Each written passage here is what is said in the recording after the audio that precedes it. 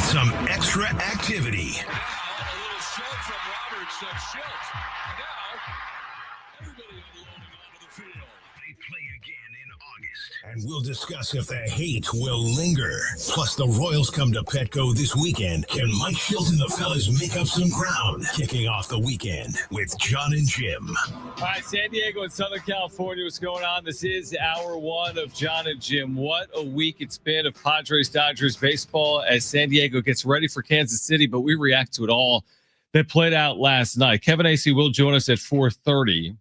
We'll hear from both Mike Shildt and Dave Roberts after tempers did more than flare. Roberts went after Mike Shildt and shoved him after Fernando Tatis Jr. was hit. We'll get into it all over the next 4 hours. I feel as if, Jim, the Dodgers completely lost the plot. Like you're trying to say as to why this played out, and every team wants to be in the right, but you're in the wrong. You've hit Fernando 3 times now in 7 games. And then, well, what about Ohtani getting hit? There is no Ohtani without Tatis. What do people not understand about that? There is no Ohtani without Tatis. The Dodgers have lost this plot. We can go through all of it over the next few hours, but Padres win a game. This is not going away. It'll be interesting to see where it goes from here in August when they meet again. And hopefully what we should all be doing right now is praying for the health of Fernando Tatis Jr. because if he misses significant time, that is a massive storyline. We'll learn more this afternoon. React to that as well. Did you light your candle this morning? Dude, I considered it because we spent so much time last night on it, but I don't want to go down the path of some type of broken bone for Tatis because that's going to make this whole incident way worse. Way worse. Way worse. Way worse. So where do you want to start? You want to start with, let's start with this. So I think you start with, where are you going to start? I'm going to start with last Tuesday. Because I think initially, because I think there needs to be a timeline here for people out there, especially brain dead Dodger fans that don't understand why what happened last night happened. Like why did it happen last night? Yeah, I agree. Okay. Tuesday. All right. I'm not even talking about like 2 years ago or 3. I'm not even talking about last year when Tatis got hit multiple times. Tuesday at Petco. I'm talking about Tuesday night at Petco Park. 9 days ago. 9 days ago. Padres beat the Dodgers 11-1. Dodgers gave up in that game in the 6th inning. Yep. Fernando Tatis Jr. in an 11-1 game got hit. Yes, by Lou Trevino. Correct. All right. There's number one. Mm-hmm. Then you get to this series with the Dodgers. All right. Yes. Pages gets hit on Monday night by Dylan Cease. Yep. All right. Then you go to later in the series. There's other hit by batters and whatnot, but eight combined. Eight total. 8 combined. Right? I mean, we forget Bryce Johnson might be out for a while because he got nailed in the knee last night. He did. So he did. Padres might have lost 2 outfielders That's last night. not the story. No. Sorry, Bryce. Yeah, that's not the story, though. Tatis then gets hit again on Tuesday. All right. By the same pitcher. Trevino. Same pitcher. All right. Now we are past the point here of, man, this is an accident. Because once an accident occurs over and over and over again, it becomes a pattern. Trevino even said it Tuesday. He said, I get them hitting Ohtani the first time. Once you hit Tatis twice, there's going to be retaliation. Then guess what happens? Ohtani gets hit. Third time. Ohtani gets hit. All right. Eye for an eye. This is fair game. Even Trevino said it when he was on the radio and MLB Sirius Radio last week. Right. So we all knew. Then Dave Roberts looking like a clown. By the way, have you seen the John Boy breakdown of this yet? Yeah, I did. It makes Dave look even worse. Yep, I did. It makes him look way worse. Yep. He comes out, he starts bitching and crying about Ohtani getting hit. Okay. He gets ejected. We move on. Then we get to last night. All right. 5-0 game. Yep. Dodgers have given up again. Taking starters out of the game. Dave is taking out starters. He's taking out Betts. He's taking out Freeman. He's taking out Teoscar Hernandez. He's putting all of his bench pieces in. All right. Then he brings in some rookie pitcher who's making his major league debut. Mm-hmm. Now, I will say, did I think him hitting Tatis last night was intentional? It's hard for me to say yes. I don't fully believe it, but that's beside the point. That's not the point anymore. Was it intentional or not intentional? We've moved past that. We're too far gone. The second he hit Tatis, that's it. Enough's enough. It's done. All right. Mike Shildt was completely in the right to lose his you-know-what last night on Dave Roberts. And Dave Roberts sitting there thinking, why are you coming after me? Why are you coming after me? What did I do? Right, we didn't do anything. The timeline is clear as day. Like, you've hit Fernando Tatis Jr. 3 times in a week. You shouldn't be doing it a second time. Again, there's going to be hit by pitches over the course of a year. The second it escalates to 2, you got problems. And when it gets to 3 in a week, then the code red's coming and Ohtani's going to have to wear it. And then this idea. So let me just transition to that. So Ohtani then wears it. Ohtani de-escalates the situation, and all Dodger fans lose their mind. But hold on, guys. Tatis wasn't with intent. Ohtani was. That's how baseball works. Correct. It's not based on the intent. You got to be able to execute your pitches. It's the big leagues. You can't hit him 3 times. You can get away with it 1 time. The second time, that's on you. The third time, it's become an absolute disaster. I'm surprised punches weren't thrown. So once he was hit that third time, what do you expect to happen? But Ohtani was hit intentionally. Yeah, you want to know why? Because Tatis was hit first. Yeah, because you can't execute pitching inside on Fernando Tatis Jr. It is so simple. It is rudimentary baseball. When people say the game polices itself, that's what they're talking about. Of course, Ohtani was getting hit, and he did. Right. Good on the Padres. Yep. That's guys. Baseball 101. I know Padres fans understand this, but any troll Dodger fans out there, what you not get that don't understand this, you need to watch more baseball. You need to understand and listen to more baseball players that played the game. Like, this is how it's policed, and this is how things escalate to a point where it escalated last night, where you get the benches clearing, you get, 2 managers getting each other's face. One, by the way, who did Dave Roberts is a hold me back guy, like shoving Mike Shildt and then hiding behind his team and the umpires. This is a Bush move, such a Bush move. And what was going on? Like, when we watched there's video from behind home plate that you can find on like TikTok or on social media. It's like, I'll find you. Yeah, I'll find you. I really don't. Like I said, I feel like the Dodgers lost the plot, and I feel like Dave Roberts didn't know what to say. And we'll hear from Dave Roberts coming up. But like this idea that, well, you think I wanted Fernando Tatis Jr. to get hit? That's not the point, Dave. It's the point isn't if you wanted him to get hit or not. He got hit. What would your reaction be, Dave, if Ohtani was hit first 3 times? He would lose his He was hit in retaliation twice. Yeah. What if he was hit first 3 times? Right. City would have burned to the ground. Exactly. And the national media, the narrative would be. Well, the narrative is still nationally is still pro Dodger. Wow. Yeah. Man, I can't believe the Padres went there. They hit Ohtani. He pitches. They hit him on his pitching arm, Jim. Give me a break. And Tatis could potentially miss months if this turns into anything. If he has a broken hand, it could be months. It absolutely could be months. Do you want to? All right. So we'll start with Mike Shildt. All right. So Mike Shildt post game.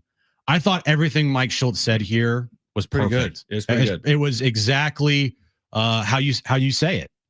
So this is Mike Shildt post game after everything that happened in that game last night. Did you think the pitch was intentional to hit Tatis tonight in that spot? I'd like to think not, but I can't say that. Only a couple people know that. And whether it was or it wasn't, enough is enough. We got a guy that's getting x-rays right now. It's one of the best players in the game, of course, on our team. And this guy's has taken shots. Okay? And before this series, we hadn't, and I can back this up with complete evidence. Track records speak for themselves. Teams that I manage don't get into altercations like this because teams I manage don't throw at people. But also teams I manage don't take anything. And after a while, I'm not going to take it. And I'm not going to take it on behalf of Toddy. I'm not going to take it on behalf of our team, intentional or unintentional. It's really that simple. That's how this game's played. And you want to call that old school, then yeah, we'll play old school baseball. That's just my point. This isn't hard to comprehend. Really not. And Shildt, to his credit, this is where Shildt actually differs from old school managers. He'll let teams get away with it one time. He will. I'm telling you, if the Royals in game 2 of the series hit Machado, I'd be surprised if the immediate response was to hit back. It's possible, but I'd be surprised because typically he would err on the side of caution and say things happen.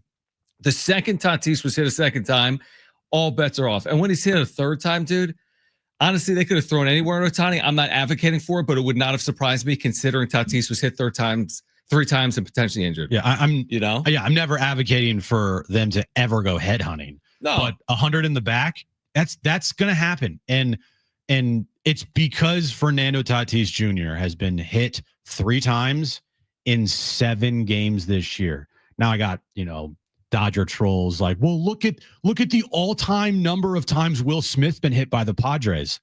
Will Smith's been in the big leagues for like a decade. And there were different manager regimes under the Padres. Like if you look at the regime under the Padres with Mike Shildt, go and look at the last year and a half. It's Tatis. He's been hit 5 times. Will Smith has been hit 0 times. So 5 times. 5 times. Now, last year, it happened early on in the season. And at the end of the season, these teams were like playing for something. Yep. And so you weren't seeing much of that. And of course, in the postseason, you're not going to see guys getting hit. But, we talked about this last night on the wrap-up show. Clearly, the Dodgers scouting report and their plan against Tatis is up and in on the hands. Pitch in, yeah. Pitch in. Don't let him get extended. In on the hands. If you go up and in on him, so be it. But move him off the plate.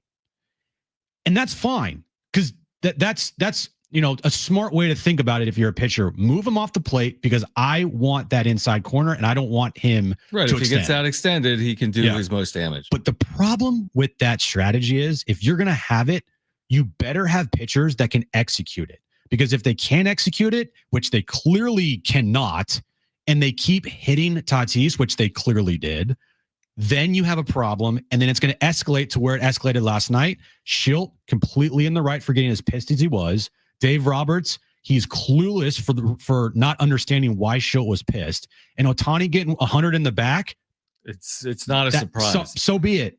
Yeah, I completely agree with that. I completely agree with that. We'll hear from Mike Shildt on the other side. The good news is the Padres won yesterday, but we'll see if they avoid an injury. We'll hear from Dave Roberts. Yeah. I apologize. We'll hear from Dave Roberts on the other side.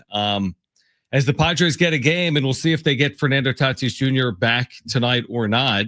We'll learn more, hopefully, on Tatis this afternoon. Kevin Acee will join us coming up at 4:30, our Padres Insider. So a ton to react to. We'll hear from Dave Roberts. There was a reaction on MLB Network as well I want to share. I thought they missed the mark as well. Again, this isn't hard to comprehend. It really isn't. The good news yesterday as well, Xander Bogaerts. How about Xander Bogaerts? Lost in all of this. Bearing the lead. Xander Bogaerts. But we'll hear from Dave Roberts on the other side. Padres getting ready for the Royals. We're reacting to tempers flaring and, again, the shove from Dave Roberts. Will he be suspended? We'll hear from him on the other side. This is John and Jim. San Diego Sports 760 live on the iHeartRadio app.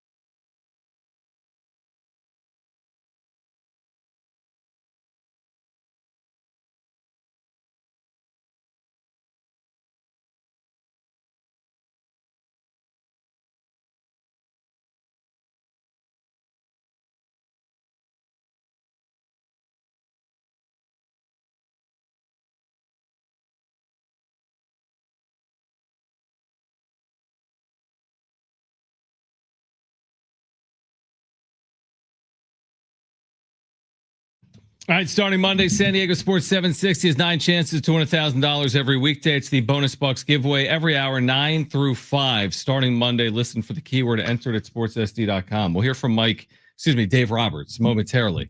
I keep getting them confused. It's like they both worked in the dugout for the Padres previously. Okay, so real quick, though, because Dave Roberts, after Game 3, said, finish them. Not that exact quote, but was like, we want to put them out of their misery. We sweep this series, we're 7-up. Right. Let's just finish the job.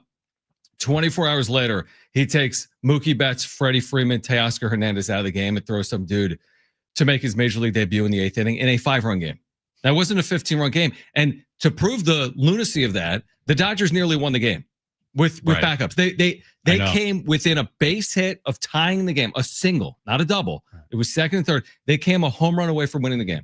And by the way, if Dave Roberts didn't give up in the 8th inning, those guys would have batted. Yeah.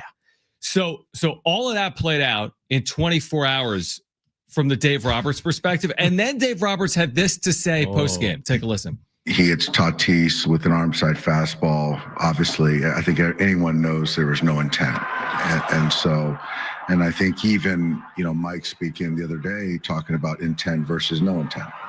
And so I think that anyone understands that there was no intent there. And even by my reaction, I didn't feel good about Tatis, a great player, good guy, getting hit. I didn't feel good about it.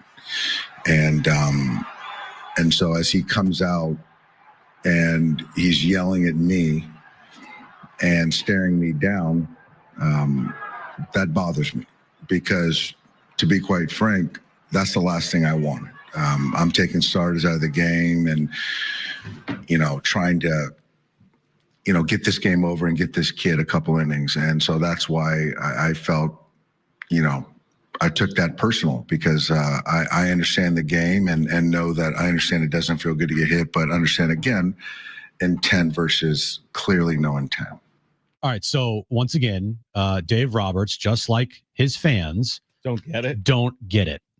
He doesn't understand, just like their fans. He doesn't know why Mike Shildt was angry, which is like insane because if this was the first time that Tatis got hit and Mike Shildt lost his because of it, that would have been more on Shildt probably more on Shildt, and Dave would have somewhat of a point. Yeah. Dave has no legs to stand on here. None. He clearly can't take any accountability for this. If he watched the game, which I know he does, and that if Tatis, and I said it on Tuesday? I think I might have said it on Tuesday. I go, look, if Tatis gets hit again, it's going to turn into a benches clearing fight because enough's enough. Like twice is too much, especially to a guy over the last couple of years in Tatis who has gotten hit multiple times by Dodgers pitchers. And so Dave just doesn't get it, man. He clearly doesn't get it that the conversation here is not at all about intent versus not intent. That doesn't matter. That conversation, that's thrown out the window once it's the third time that the dude gets hit by a Dodger. Yeah, I mean, if I run a stop sign and I don't mean to one time, they may not ticket me. But when I do it three times? Yeah, I mean, 3 times, it doesn't. Not having intent is not a defense. It's not a legitimate defense. And that's why typically the first time you're going to get the slap on the wrist. It's very rare in a first time situation between teams that a player gets hit and then all of a sudden you've got this ridiculous melee. There's usually a reason as to why the melee occurs. The fact that there were all these hit by pitches, but specifically with Tatis, this was the only possible path the Padres were going to pursue. If you expected Tatis to get hit and go down and potentially break something, and for Mike Shildt only to bark from the dugout to the other dugout and that end the scenario, with all due respect, you have no idea how this sport works. None. So that's what we're trying to explain. And by the way, if the shoe is on the other foot, what are Dodger fans telling me today? Oh my gosh. Can you imagine? Dude, I know. If this played out in reverse order and Ohtani was the one that hit and they're doing CT scans on his hand. it would not only be from all of the brain dead Dodger fans today, baseball, but it would be the main talking point for all of baseball and all of the national media that covers the sport. Imagine Yahoo Japan. I mean, you'd be off the hook. I'd be off the hook. Yeah. But I mean, it's to the point when you include when you include Ohtani, that's Haymaker Sports Center. Happened Tuesday. They gave you 90 seconds on it. Now we're a couple of days later. They've got it as one of their 3 main stories of the day. Because when it includes Ohtani, the only way to get on a national scale, if you're baseball, you need benches to clear and you need Shohei Ohtani. You combine the two, boom, huge story. And we'll hear from John Heyman. Yes, we will. Coming up here at the bottom of the hour. But what also people don't realize is Ohtani can actually retaliate. He can pitch because he's a pitcher. Yeah. So it's really funny to watch so many people lose their mind and not understand the actual story here and not understand the reasons why what happened last night, why it happened. Because if you are just looking at this thing in a vacuum and saying, well, Ohtani got hit intentionally, but Tatis didn't get hit intentionally, you are not reading or looking at the entire story. And therefore, you are a moron. Yeah, exactly. I mean, I didn't want to put it as plainly as that, but that's how I do feel. I'm just trying to think, if any of the other teams in baseball were involved in a similar situation, how can you not stick up for one of your stars in that scenario? That includes the Dodgers. It's so obvious and easy that when you reverse this, if this is Bryce Harper getting hit a third time, if this is an MLB star getting hit a third time by another team, what else is going to play? How could this not play out? In fact, here's the part that surprised me, that no punch was thrown. Not only does this happen, well, if Dave Roberts does the forearm shimmy. Yeah, well, if Dave didn't get held back like he did, he might have thrown more punches. But the fact that was the full escalation of it actually surprised me. That nothing beyond that occurred last night. It would not have surprised me if something beyond that occurred last night. And, while this is going to be a lot of the show today, right? The bigger story still remains. It's not Xander. It's not the pitch. It's his hand. Well, no, that too. That's obviously the number one concern right now. But where I'm going with this is you lost 5 of 7 to the Dodgers. You still have not played them well enough. And the stretch that you just finished here with 10 against the Dodgers and the D-backs, you did not play good baseball. 3-7. Now, hopefully, last night is a rallying cry for the team and brings the team together. I mean, the team had multiple moments kind of like this last year, not to this extent. They did. But, kind of like this where, they had to kind of psych themselves up and yell back and forth between both dugouts, and it really helped the team. Now, hopefully this helps the team in their last 22 games before the All-Star break, 16 of them at home, by the way, where they can play some really, really good baseball. That's on the Padres. Yep. This is now on them. Sure. I can blame the Dodgers for what happened last night. It's on the Padres now to go play well into the break. Even though they're without Jackson Merrill, we'll see if they're without Fernando Tatis Jr. We'll get an update on Tatis this afternoon. Don't go anywhere. We'll hear from MLB Network, including John Heyman on the other side. Listen to their interpretation of last night. Thankfully, Jake Peavy has some actually Peavy was there sense in that panel. It was Peavy, it was Heyman, Steve Phillips, the former GM was there. You're going to hear that on the other side. Plus, is Xander back or not? That's still ahead. This is John and Jim, San Diego Sports 760 live on the iHeartRadio app.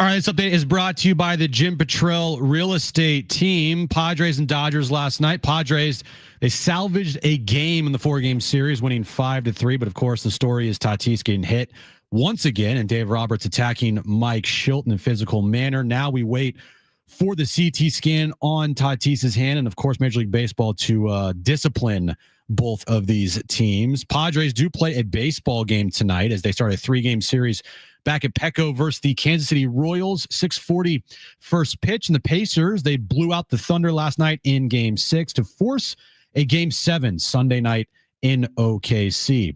Would you like to know what your home would sell for today? Get a simple text message with your home's value by texting your address to 855-600-6000. You'll get no phone call, just a text. Jim Petrell has the buyer. Simply text your address to 855-600-6000.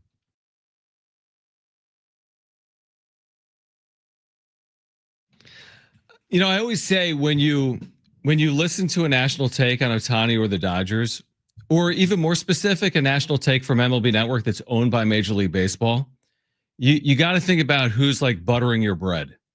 Everyone recognizes what Shohei Ohtani means to the sport. Yeah, they all think that it's the greatest gift that this sport has seen since what? I mean, like Babe Ruth, right? I mean, they see this as a generational figure, a reason why the sport's future is as bright as ever, and so on and so forth, right? I mean, he represents a whole nation. He brings viewers to the television. That is true. The MLB Network ratings, when he made his pitching debut Monday, were the highest ratings in the history of the MLB Network. You saw that? Yeah. It was up like 29% over any game they've ever aired. And because of he's the golden goose of the league, you know, he can be involved in with the gambling scandal and get away scot-free. Talked about that before.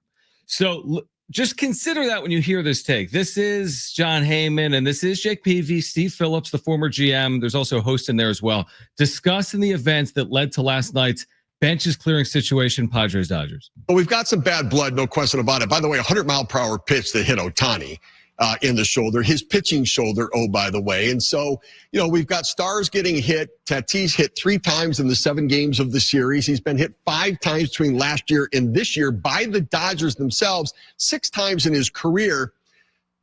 What's going on with this situation? You know, I think Dave Roberts is right with the intent. I think there's been some intent on the Ohtani and the Vasquez, but I think it's been warranted. You cannot have guys hit with fastballs, period. And like Mike Shildt said, intent or not, you can't hit a guy 3 times in an 8-game period when it's the best guys and not think that you're going to have some guys have to wear it. Look, I didn't like the Suarez ball being up. I think it got the elbow pad. But again, when that starts to happen, you start getting control of your guys going, hey, pitching in's one thing, but you can't pitch in at the expense of hurting other guys. I couldn't agree more. Like, I think intent is secondary here. You mentioned it. He's been hit 5 times, 4 times by fastballs. Anytime you hit a guy of the star caliber of Ohtani, it's going to get attention. I think that's what's happening here. Star players getting hurt is bad for baseball. It is. And yet, you know, here we are. And they went back and forth, and there was no action taken by the umpires in a way that could stop this dead in its tracks. That is true. You know, in the up to no good game, I am always of a believer that everybody is up to no good. The thrower, the pusher, the talkers at the end of the game. You know, that's human nature. We're not a good people. Let's be fair about this. I don't know. That makes me feel horrible about humanity. You guys watched it. You guys understand. I will say this about Suarez. He obviously did it on purpose, and he declined comment. I'll give him a little credit. I usually don't like people declining comment, but it's better than lying. And we all know that he was up to no good there. As I said, he was one of many up to no good, but at least he didn't lie about it. So I give him credit there. I understand that it's a star for a star, an eye for an eye. Ohtani is on a different level. We can't hit Ohtani. You just can't. He is a phenomenon. I was just out there for a week. They are filled. It is exciting from pitch 1 to the end of the game. Everybody stays in LA, so you know it's a big deal. Just can't do it for the good of the game. Find another star to hit. That's not the guy to hit. John Heyman. Bizarre take. Shut all the way the hell up. What was his point there at the end about everyone's, you know, it's LA and everyone goes to the games? First of all, when this played out, that place was 20% full. Yep. They all left. They gave up. Because Dave Roberts gave up. Because he signaled to the fan base, leave. I just took Freddie Freeman and Mookie Betts and Teoscar Hernandez out of this game. There was no one there when this played out. That's one of the dumbest takes I have ever heard. And I've heard some dumb takes just this week from media members. Emmanuel Acho. But doesn't that sound like a golden goose take? Oh you can't hit the golden goose. If Ohtani misses a half year, they're basically saying this. Yeah. If Ohtani misses a half year, no one cares about us. Like us being like the commentators, us being this network. Well, if Ohtani got hit by a pitch and missed a full season because of it, in this situation, if the roles were reversed, you would hear John Heyman calling for the suspension of Mike Shildt and Robert Suarez for like the entire season. Yeah, John Heyman's a clown. I'm glad he blocked me when he did, but that's the dumbest thing I've ever heard. Ohtani, he's not above reproach here. He's not above. He can't get hit. Why can Tatis? I don't understand. Tatis can get hit, but Ohtani's in a different stratosphere. Guess what? Okay, if that's true with Ohtani, then Ohtani's in it. So that means because Ohtani's so special, every rule is written for him. They already have his own rules. There's an Ohtani rule that allows him to pitch and hit. There's an Ohtani rule that allows them to defer $680 million. There's an Ohtani rule. He can't be involved in a back and forth tit for tat. And as I said earlier, like thinking about it, you guys realize Ohtani is a pitcher too, right? And so now he can do something about it himself. Right. And so, the fact that you're saying Ohtani can't get hit is, and by the way, today, showing a lot of restraint by not cussing. A lot of restraint. I tried to let it all out last night on the wrap-up show, but it's BS to think that Ohtani is not allowed to get hit. In that situation where Tatis has got hit 3 times in the series and he had to leave the game with an injury, guess what? If Ohtani's getting at bat, he's getting plunked, and that's what's happening. Cry more, John Heyman. You can't. And I do think it's a bad look that you take these players out of the game. Now, Ohtani was not taken out of the game. That's fair. Yeah. So he got hit.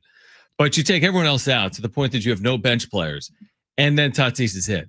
Again, the optics there aren't good. That all my players are coming out of this game. I get it. Ohtani stayed in the game. Mm-hmm. And then Tatis gets hit. And in a 5-0 game, again, the optics. If it's 1-1 in the 10th, okay. Yeah. I get it. It's 1-1 in the 10th. You're not trying to hit. But in a 5-0 game, he gets hit and you took your stars out of the game. You got to ask yourself, what do you think that's signaling to the other team? Also, don't give me this. Ohtani's this amazing person because he just told everybody it's okay, calm down, and then he softly walked to first base, kind of diffused the tension. Nah, screw Ohtani, screw him, screw the Dodgers, screw them all. Like, no, I'm sorry, they take no accountability.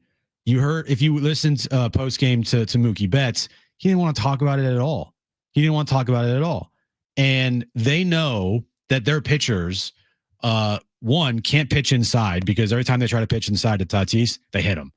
And 2, Dave Roberts, his whole intent versus not intentional argument, it's like doesn't hold any weight in this situation. No, not in this situation because it occurred so many times. By the way, we have some texters that are mad at you, Jim. Me? The fact that you just mentioned the gambling scandal in Shohei Ohtani has infuriated some of our listeners today. You mean infuriated? Wait, hold on. So you mean people cursing? Oh wow. So let me just backtrack here. Are we talking about the gambling scandal with Ipe Mizahara, the best friend of Shohei Ohtani and his interpreter for years with the Angels and briefly with the Dodgers? I think by their own admission, spent every day together for 2 years or multiple years. Where he stole money from Ohtani, yet Ohtani never knew what was going on. That one? That's the one. Oh, okay. Because you got some people that are shocked that you would bring up the that scandal. Well, again, thank you for listening. I appreciate it. I want to go back real quick just to, the events that played out here. Where was it? In the 8th inning. Because, Ohtani getting up in the 9th, I don't think he would have had a chance to hit if the Dodgers just went down in order. If they went 1, 2, 3.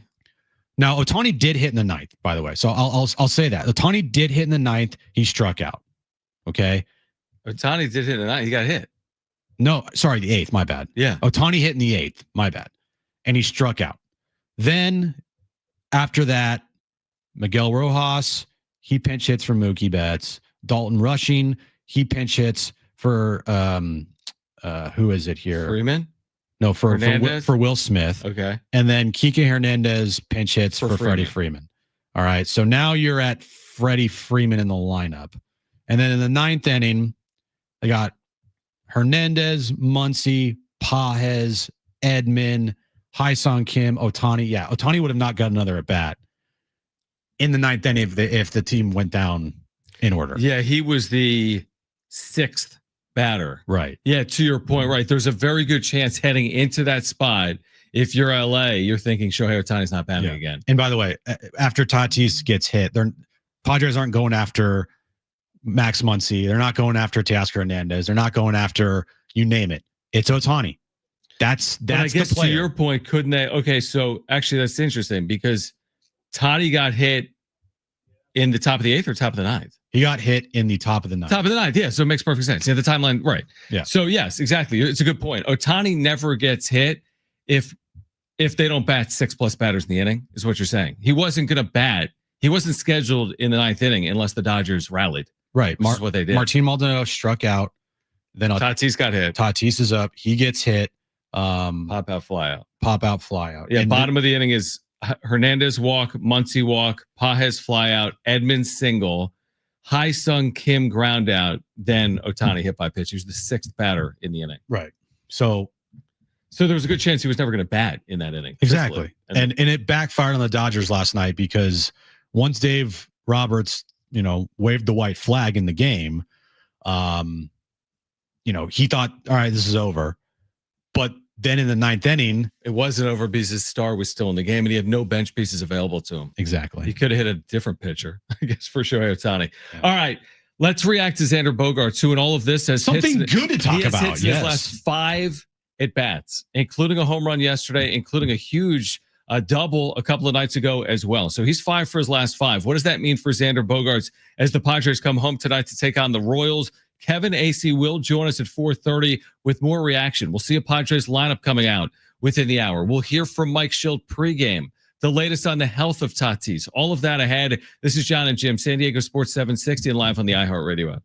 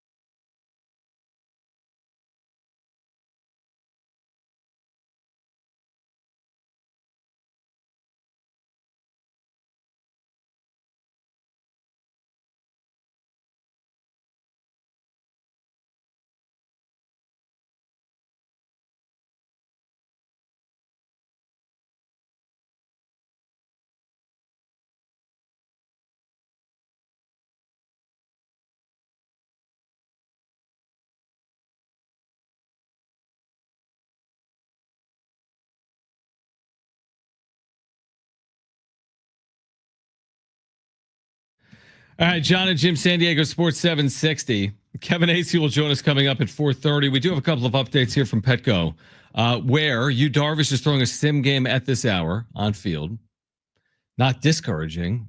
Hopefully it is encouraging. We'll see what comes next for Yu Darvish. Jackson Merrill is doing light activity on the field per Annie Halbran. Eligible to come off the IL Sunday from a concussion. She writes that isn't in absolute. So again, Darvish working his way back. Merrill hopefully off the concussion, working his way back. We don't know about Tatis at this hour, which is the biggest concern. That's the big one. We have not seen a lineup for tonight. We have not heard from Mike Shildt. He'll speak at 4 p.m. You'll hear it after he speaks right here on San Diego Sports 760.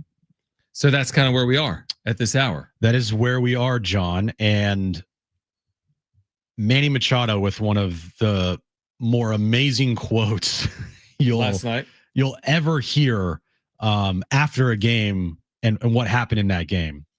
So Manny Machado, let me just pull this up here. This is what he said post game. Yeah, because there's no audio. It's just in print.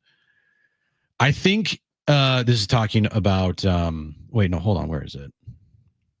That was talking about Dave Roberts. There was the quote about him and lighting a candle. Oh yeah, with Tatis or whatever. They better pray he's all right. Yeah. He said they got to pray that the x-ray comes back negative tomorrow. They better put out a candle. And he's referring to the Dodgers. The Dodgers. Kind of amazing. It's an amazing quote. And that's the part of this that kind of sucks. Like if Tatis is actually hurt, yeah, like what can you do about it? Obviously nothing is the answer. I mean, there's some level of retaliation that could occur, I guess, the next time these two teams play, but it's not for 2 months. Mm-hmm. So like, the story within all of the theatrics is what this could mean for the San Diego Padres. They can ill afford. I mean, this offense has not been near good enough. And I know Tatis hasn't been Tatis. He hasn't homered in 20 consecutive games. That's absurd. But he's hit to some extent over that stretch. They can't lose Tatis. Now, I can't control whether he broke his hand or not. But like just the general idea is you can't lose Tatis right now.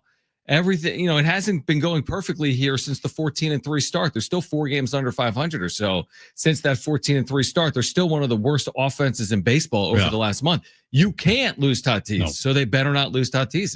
That's all I can say. If they do lose him, I don't know what you do. The clubhouse does not open up until about 3:15-ish. Okay. Mike Shildt does not speak to the media until 4:10. We're probably going to get word then. Yeah, definitely. Lineups will not come out anytime before that either. But yeah, man. Again, if I'm playing devil's advocate here, which I don't like doing with the Dodgers because F the Dodgers, what would Manny and the Padres like realistically do if Tatis is out? Because he's thrown out, hey, they better pray that Tatis isn't out. Like, what is Manny going to do? I mean, the only thing you can do is win on field. Yeah. I mean, the only thing you can do is win on field, and that's obviously been hard in this series, in this rivalry, in this division. That's all you can do. I mean, the last laugh is only who's the team that's winning at the end of the day in this series, and there's a long way to go. There's nothing else that can be done. In fact, to the point that when they meet in August, everyone's already expecting fireworks or warnings before the first game, all possible. Yeah.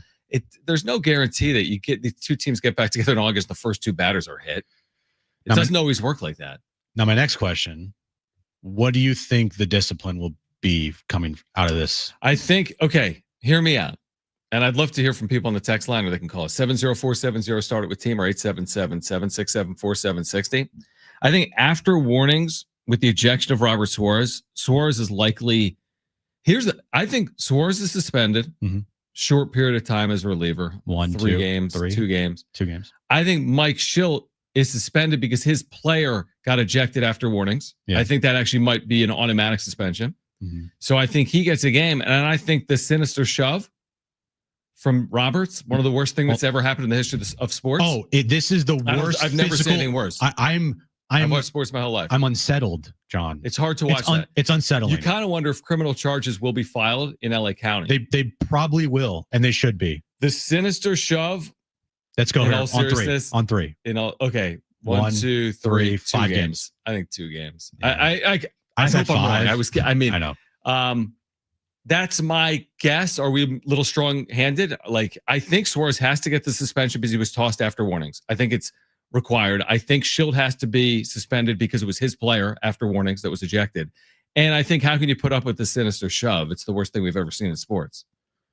It made me like I felt sick to my stomach watching Dave Roberts last night physically attack. It was an attack. Mike Shildt. It was an attack. It was premeditated. Charges 4K. should be filed against Dave Roberts by the Padres organization, because I've never seen anything as appalling. I've never seen anything like it. It was the most appalling act in a professional sporting game that I've ever seen in my life. Someone just put in the chat, Cosmo, it was more deadly than the Malice at the Palace. It was basically the same thing. It was worse. It was worse. I couldn't tell if that was Dave Roberts or Michael Myers. I was terrified. It was I was like I said, unsettled. It was very, for Dave, it was very strong on Roberts. I get what is he doing, dude? His point, if I'm in that spot and it's confrontational like that, and I got to defend my team, which I completely understand, what I'm doing is I'm holding my hands up and saying, Mike, there was no intent. I get what you're saying. I get it. We didn't mean to do it. I get it doesn't look good. We didn't mean to do it. And I got my hands up. Right. Okay. So you got it wrong. We didn't intend to do it. You got it wrong. We did. That's what I'm saying. And if you go out there and you drop 100 MFers to Mike Shildt, okay. But the second that Dave Roberts, waddles over to Mike Shildt and shoves him, the sinister shove. Yeah. You cross the line. And then immediately he was way behind. Oh, yeah. It went from shoving Shildt to, if you watch it in real time, within a blink of an eye, he was like 20 yards from Mike Shildt. And if Dave really wanted to fight Mike Shildt, he could have, made his way to Mike Shildt. Instead, he let his guys hold him back. Right. Dave Roberts is a hold me back guy. He man, I'm going to say honestly, I agree with you on the Suarez, because it's Ohtani and it's Major League Baseball's golden goose, and it was intentional and it was 100% warranted.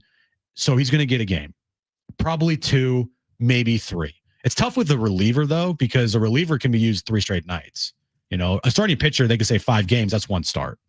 So to me, so you're saying shorter number of games for a reliever? Yeah, I think 2 max. 1 for sure, 2 max. Any more than that is ridiculous. Yeah, I don't know what the mandate is off warnings and ejection. Is it basically like a prerequisite in there? It's already been established by baseball. Starters get 5 or 6, relievers get 1 or 2, and maybe that's what it is. And you're right on Shildt because of after the manager. He's the manager, right? So I think he gets it. He probably gets it. The Dave thing, I think it's all left up to interpretation, and there's really no precedent for it. Is it a lifetime ban? Should be.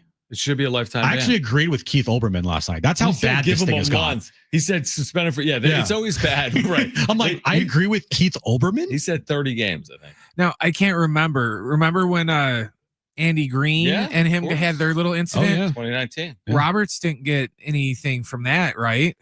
Also, we're going back 6 or 7 seasons. Well, I know. I'm just I don't and I don't even remember. I don't think he gets anything. I was gonna say, and I don't remember what happened after. Green punishment. I feel like he didn't get anything for that.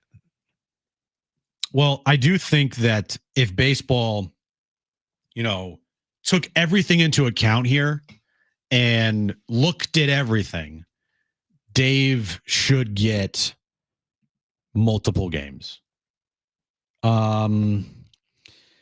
Yeah, I don't know if I can't find it off the top here, but this was back in 2017 when, and I'm watching the video right now. Dave Roberts, you're such a clown, my guy.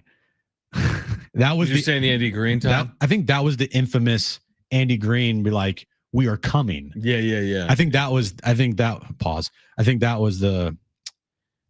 game after the epic rant by Andy Green. He knew he was never going to be in that situation with a winning team, but he said it. I don't know what the backlash was or the punishment, if there was, to Dave Roberts. But still, Dave should get multiple games. Shildt probably going to get 1.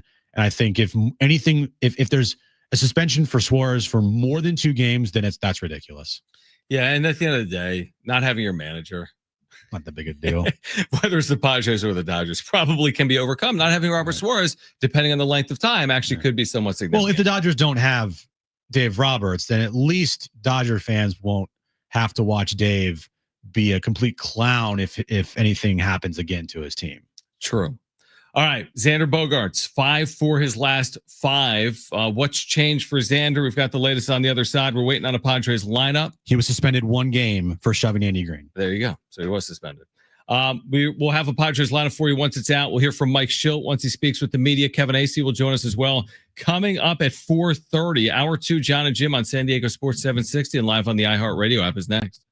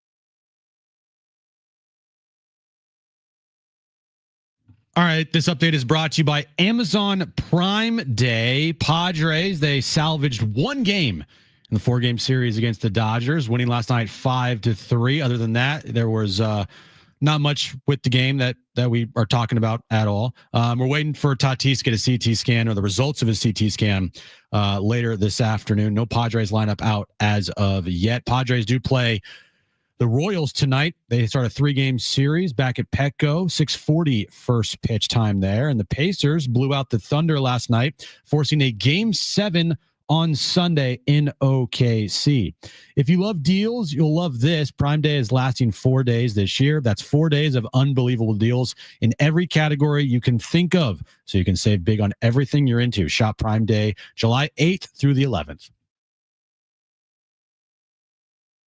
A win for the Padres. Swing and a miss, and Matsui gets him to end the ball game. A lot of drama there in the end, as it turns out. With some extra activity. Now, a little shove from Roberts of Shildt.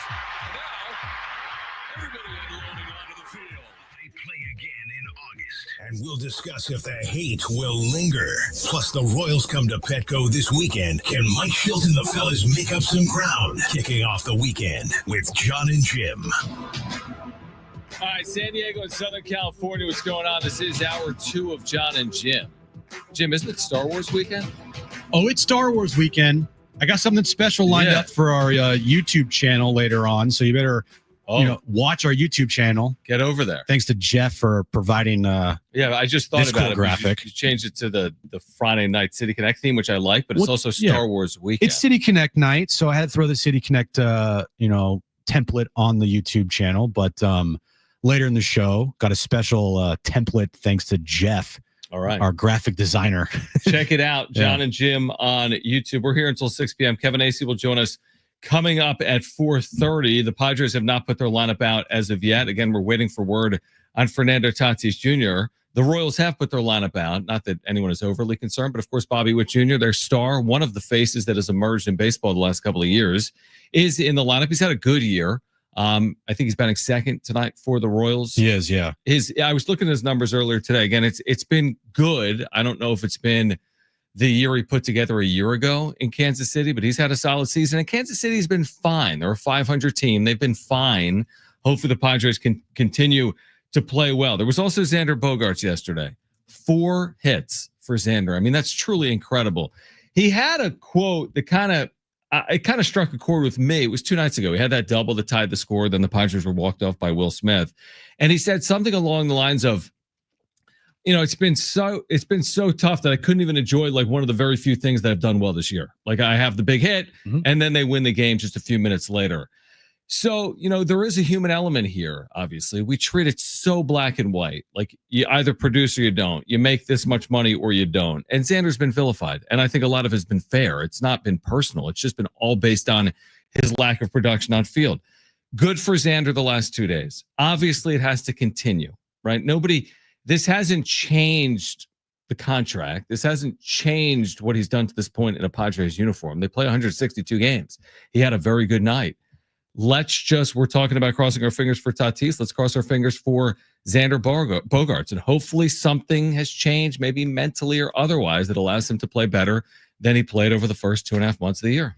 The story on the field last night that actually mattered was Xander Bogaerts. Mm-hmm. Going 4 for 4 last night had to have felt so good.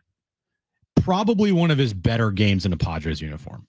A game where he looked like it was like the complete opposite of how Xander Bogaerts has looked in a Padres uniform in games that have mattered. Yeah. He's had a couple moments here and there, but I want to say last night could have been his best game as a Padre with the stakes and the opponent and the time of it all, right? Like we know he blew up in September of 2023, but let's be real. Who remembers what happened in September of 2023? Like vividly. I know that they were out of it. Yeah, they're out of it. And I know they won a bunch of games, but like, who cares? Yeah. It wasn't of any consequence. But last night is the Xander Bogaerts that the Padres signed.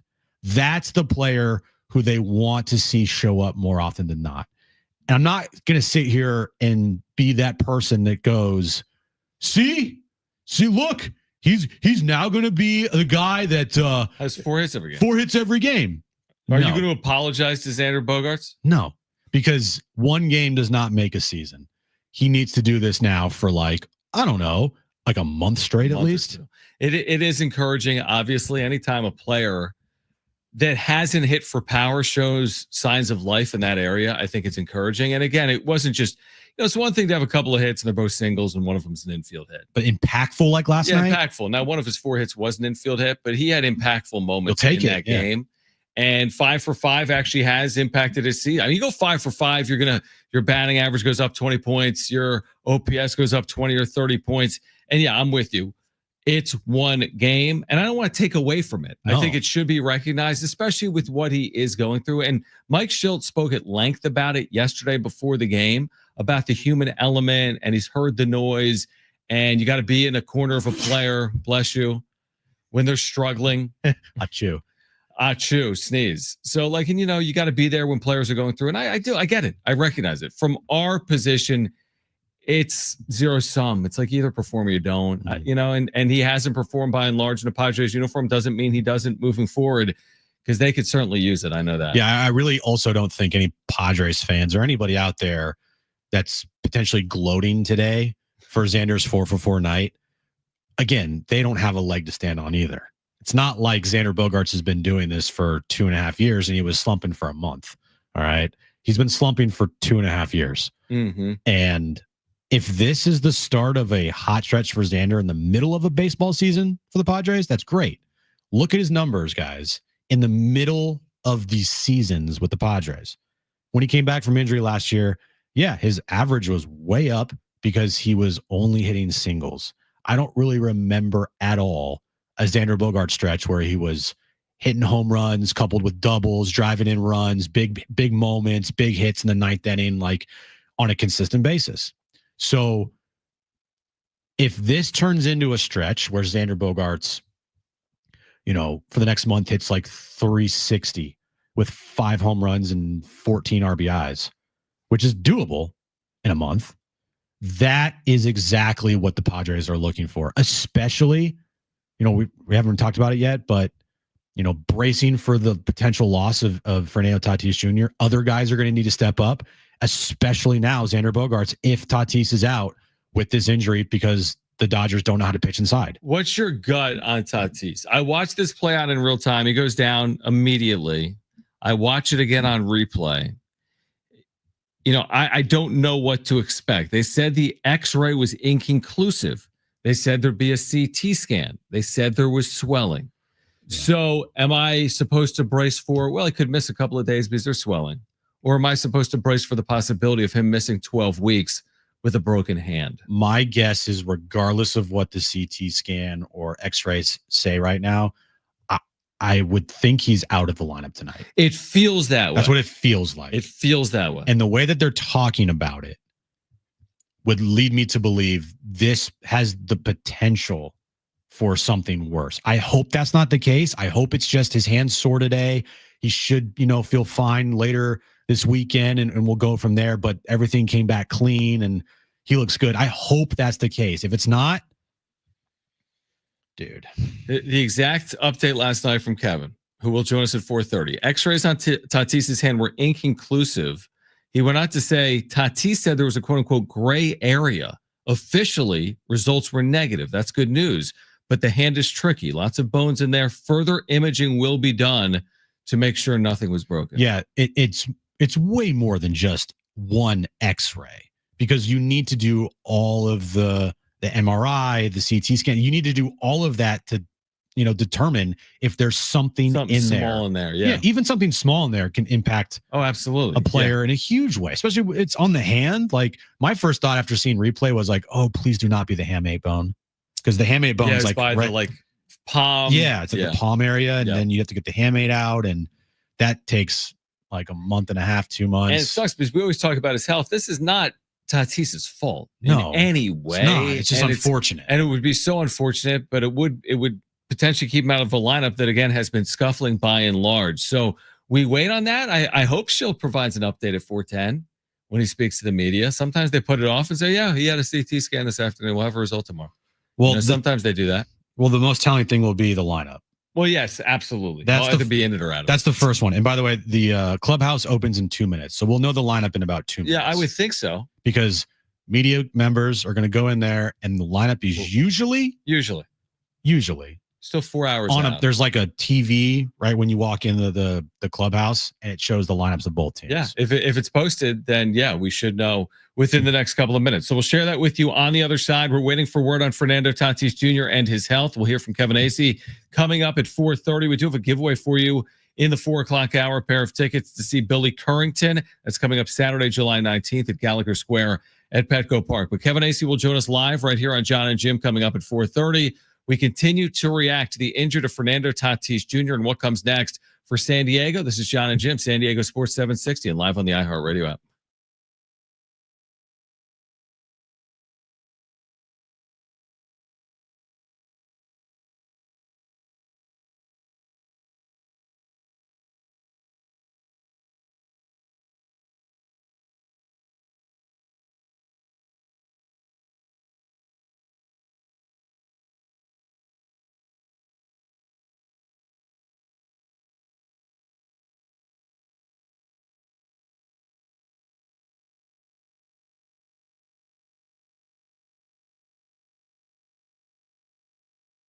All right, so things are getting real this summer at Jamul Casino Resort. Hey guys, it is John and Jim. And with the Lux Hotel Tower and a long list of new amenities, you'll have more ways to play and enjoy all the perks of your casino fun. Players, when it comes to satisfying your wants and needs, they're not playing around. This is way more than a place to game. It's a place you can play in every possible way. Opening late summer, reservations now open. Visit jamulcasino.com. There you can play in every possible way. And get ready to elevate your gaming experience with their brand new casino app. Get 200,000 bonus coins when you sign up and enjoy real rewards with every in-app purchase. Just play online today at playhamulcasino.com. That's playhamulcasino.com. This weekend, you can catch all the action at Tony Gwynn's Sports Pub, including Padres baseball, and of course, Game 7 of the NBA Finals as well. Tony Gwynn Sports Pub, where fandom meets fantastic at the all-new Jamul Casino Resort, the Players' Place.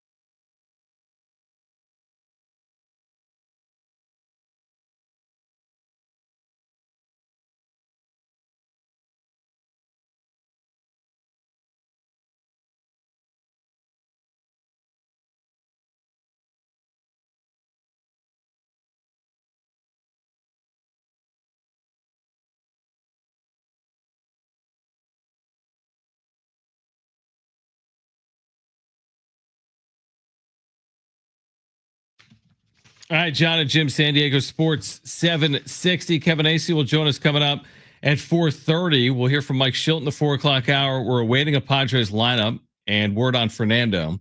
AM radio keeps vital voices accessible. Congress can secure its future, but we need your help. Text AM to 52886 now to support keeping AM radio in cars. Tell your member of Congress to pass legislation now and keep AM radio in cars. Standard message and data rates apply. What do you got? Nothing. I'm just saying I'm constantly refreshing my timeline, waiting if for the first person to post something.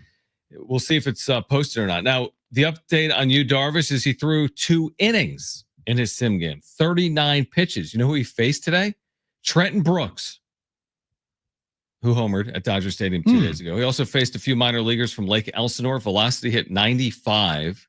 According to Annie, he was pleased with his performance. Next step will be seeing how he feels and recovers tomorrow.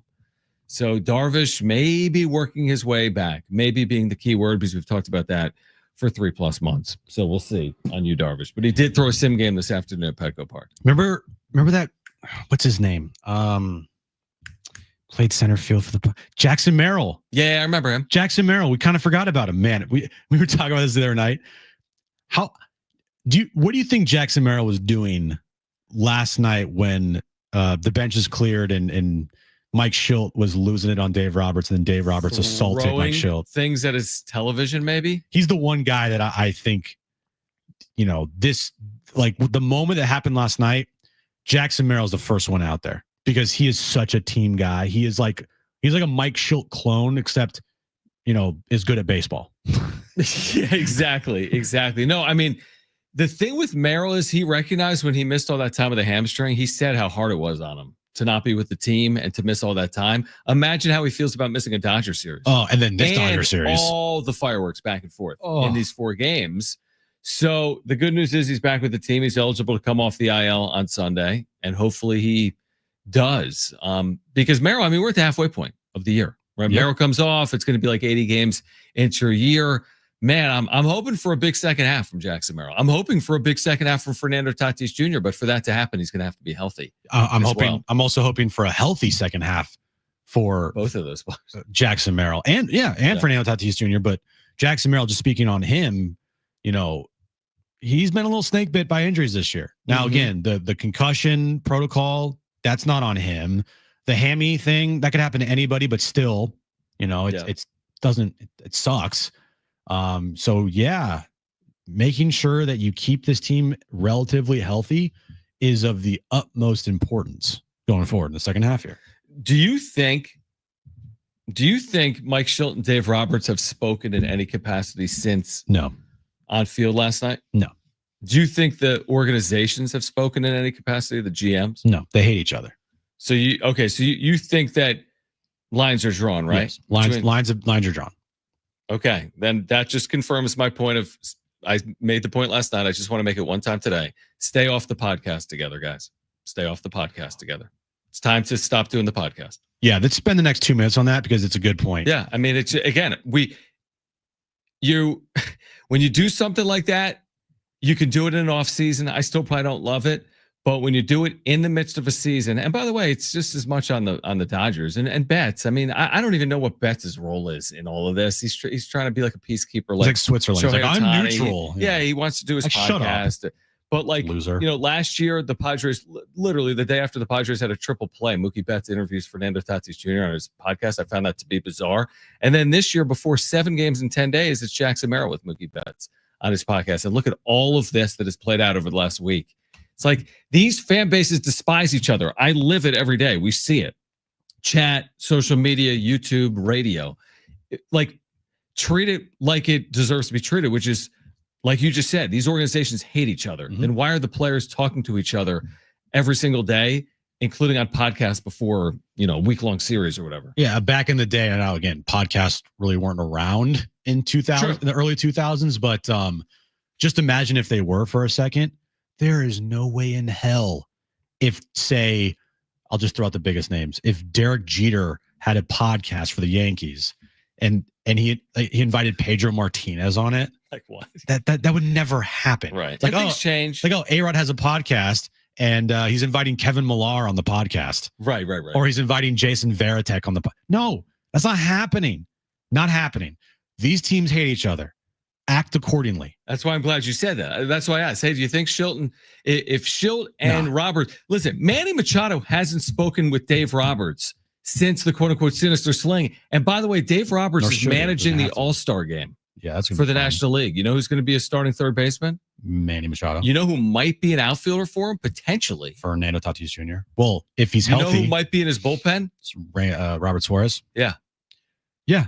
So I'm just good luck with that. It's a true rivalry. The vitriol with the fan bases has never been higher than it is right now. It just never has been higher than this over the last 1 year. This has reached the pinnacle of hatred. Toxicity. Yeah, toxicity, whatever you want to call it, between not only these two teams, organizations, but clearly the fan bases. I mean, the fan bases, the toxic vitriol from all Dodger fans is at another level. You know, it's funny because for the amount of times in my mentions over the last 24 hours, I've seen from Dodgers fans saying it's not a rivalry.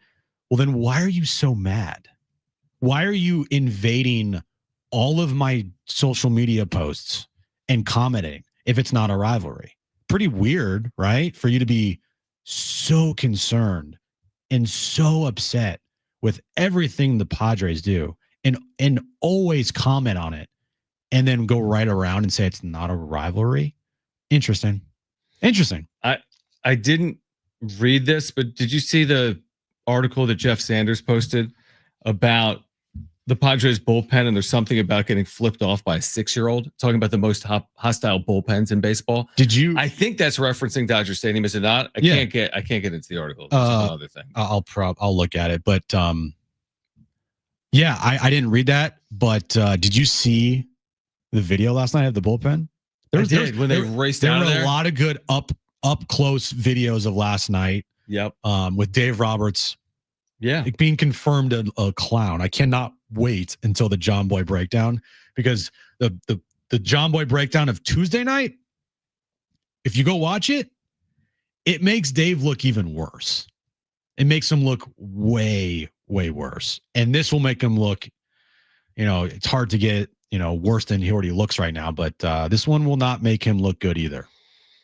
All right, we're going to continue to react. Plus, we have a Game 7 in the NBA Finals. We have Game 7 in the NBA Finals between the Thunder and the Pacers. We will react to last night and look ahead to Sunday night in the NBA Finals from Oklahoma City. We'll hear from Mike Shildt in the 4 o'clock hour. Kevin Acee will join us at 4:30. We're awaiting word on the health of Fernando Tatis Jr. and the Padres lineup. Do not go anywhere. This is John and Jim on San Diego Sports 760 and live on the iHeartRadio app.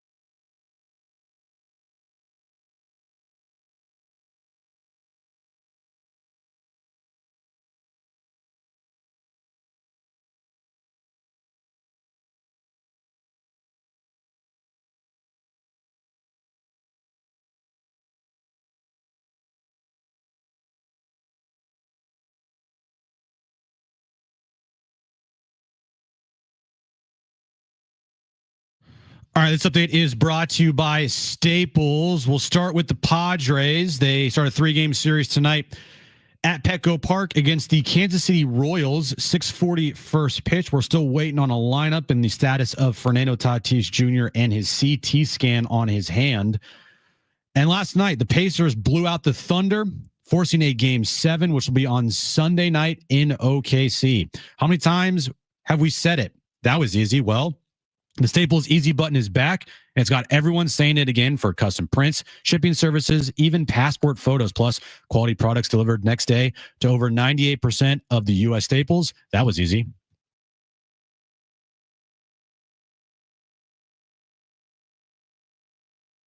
All right, we're awaiting that Padres lineup at this hour. We have a quote from Robert Suarez at this hour.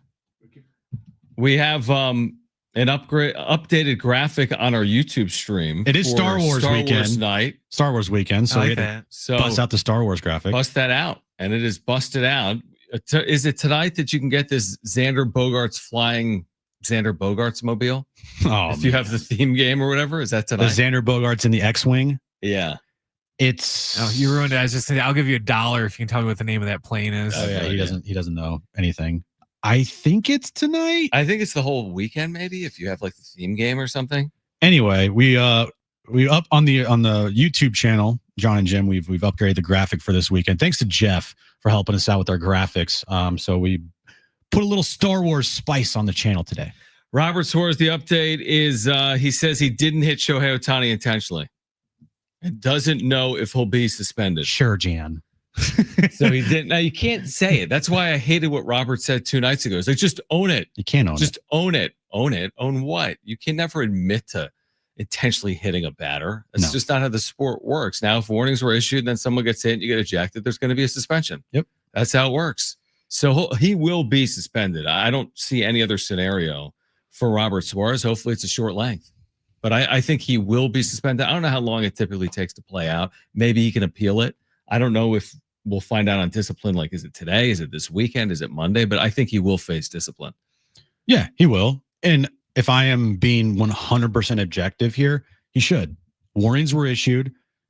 It was a clear retaliation from Robert Suarez. Mm-hmm. And because it's Ohtani, they're going to suspend him. Like, that's I don't even think it's Ohtani. I think after warnings are issued, if a pitcher's ejected, he has to be suspended. Probably. You know, so I think that was going to happen either way. Now, if I'm putting my San Diego media cap back on, right? Good on Robert Suarez, man. That's what you do there. You stick up for your teammates. I'm sure that when he went back in that clubhouse and that dugout, nobody went up to him and was like, "What are you doing, dude?" Everybody knew the assignment. Everybody understood what was going on. And once he threw 100 at his back, sorry, you shouldn't have hit Tatis as many times as you hit Tatis. And the other way to look at it from like the San Diego prism is warnings were issued and Jose Iglesias was hit. Now it was different. It was different because he was hit on a sinker. He wasn't hit on a 100 mile an hour. But still, it was up and in. And I'll tell you right now, if Iglesias was Machado, then it's a different situation. If Iglesias was Merrill or Arise or Tatis. So that's one way to look at it. But the difference now is Suarez was ejected from the game. And if you look at, Suarez hitting Ohtani last night, maybe that's the last chance that the Padres have, because who knows what's going to happen in August. Maybe they start the series with warnings. That's very plausible. Yeah, definitely. And especially once discipline comes down from baseball, if and when guys are suspended, right, that's already precedent enough that there doesn't need to be warnings, that if this happens again, there will be more suspensions. Right. So this was your last chance to take the shot, and potentially. And they took the shot. They hit him. They hit him twice in 2 tries. Now, Dave Roberts the other day said that you get one chance to hit him, and they missed. Remember when who hit him? Vasquez? A couple days ago, Randy Vasquez did. Yeah, it wasn't even close. But it wasn't. Yeah, he didn't try to hit him the first time. He did clearly try to hit him the second time. So again, there's a lot going on. None of this is bigger than Fernando Tatis Jr. And I just watched it again because ESPN's talking about it again. Mm-hmm. And the more you watch it, the more concern there is. I'm with you. I mean, he got hit flush in that area you're describing, which is kind of between the wrist and the palm. I mean, flush. Yeah. And went down in a heap immediately. And they did obviously admit to the fact that there was swelling yesterday. So, I mean, again, that's the big storyline here. I don't think either of us are expecting Fernando Tatis Jr. in the lineup here tonight. I hope he's in the lineup tonight. You can live with a day or 2 or 3. You cannot live with 4 to 6 weeks, 6 to 8 weeks, 10 plus weeks, whatever it would be. So that's the thing. It's like we're talking about all this back and forth, and you could be without one of the best players on your team potentially based on what happened last night. And going back to the bad blood between both of these teams. Yeah. You know who Doug McCain is? I don't know who this guy is, but he does cover the Dodgers for Dodger Nation. Okay. And he tweeted out yesterday before the game, or after the game, excuse me, or maybe the middle of the game. I don't know when this was. 10-18? Was this after the game? After the game. Coach for the Dodgers told me today that the bad blood between the Dodgers and Padres is very real. These teams don't like each other, and that Dodgers-Padres is a bigger rivalry than Dodgers-Giants right now. So even a Dodger, I guess, homer is admitting and saying that this is a rivalry. Yeah. And it's just this. You're not gonna. I'm done arguing with Dodger fans that don't think this is a rivalry because they clearly are. They don't understand baseball. Yeah, but some are parroting. What's happening is you're getting fans parroting people like Will Smith. Yeah, that have their like fake little smile on their face. Like, I don't know what you're talking about. This another is just game another in June. series in June, another game. So because players are saying that, the fans are going to follow that line, hook, line, and sinker, which I understand. Yeah, and the only way to really shut up these Dodger brain dead trolls is you got to win. And losing 5 of 7 here against the Dodgers, it's not good, man. Yeah, it's still like, let's be honest, like it still remains one-sided. The last laugh remains the team that won the last World Series, and that would be LA. I went through in the postseason. By the way, the favorite to win this World Series is LA. There's not a close second in terms of a favorite. Doesn't mean they're going to do it. I mean, we might be heading down a path where the Padres and the Dodgers meet again in the playoffs. That would be absurd. It would be a 4th time in 6 years. Part of me hopes it happens. Part of me hopes that the Padres, I don't know, Dodgers get knocked out by someone else. But I'll sign up for it. If you told me right now the Padres are in the postseason playing the Dodgers in any round, I'm on board. I like drama. Yeah, I like drama. And listen, have crazier things happen? Yeah, absolutely. I saw 2022. So I think in a 5 or 7 game baseball series, the Dodgers have been favored a ton over the last 20 years. They haven't won every 5 and 7 game baseball series. We've talked about this a lot. They did happen to win them last year. That is a factual statement. They'll be favored again in 2025, but there's no guarantee that just because you're playing the Dodgers in a series, they're automatically going to win the series. Right. And you play other teams other than the Dodgers. It's 162 games. Yeah. I know Mike Shildt said that he would love to play the Dodgers every single night. Does he still feel that way? I mean, truthfully, I kind of wish that that would happen. Right. That'd be just be chef's kiss. Right. As far as content galore. Oh my gosh. But these next 22 games are extremely important. I can't tell you just how important these really are. I can't even put it into words because the trade deadline will come up very quickly. The team is dealing with injuries. They're kind of hovering right now. They're on the brink of which way are we going to go? And if you get to around the trade deadline and you're still playing like this, that's going to put AJ Preller in a position where do we make a move to go for it, even though up until this point we just haven't clicked yet? Or do I stand pat and really just, not trade away some pieces that I have to get anything for him because they're going to be gone? Or do I say, enough's enough. I've seen enough. We got to sell. I'm with you on the 22 games. By the way, it's Royals and Nats at home. The Nats are among the worst teams in baseball as we sit here right now, the way they're playing. Then it's at Reds, at Phillies, and then it's home for Rangers, Diamondbacks, Phillies.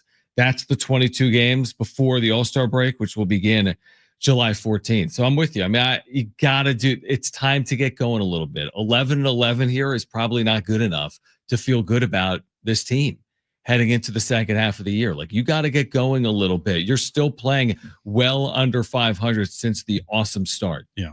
So it's time to get going.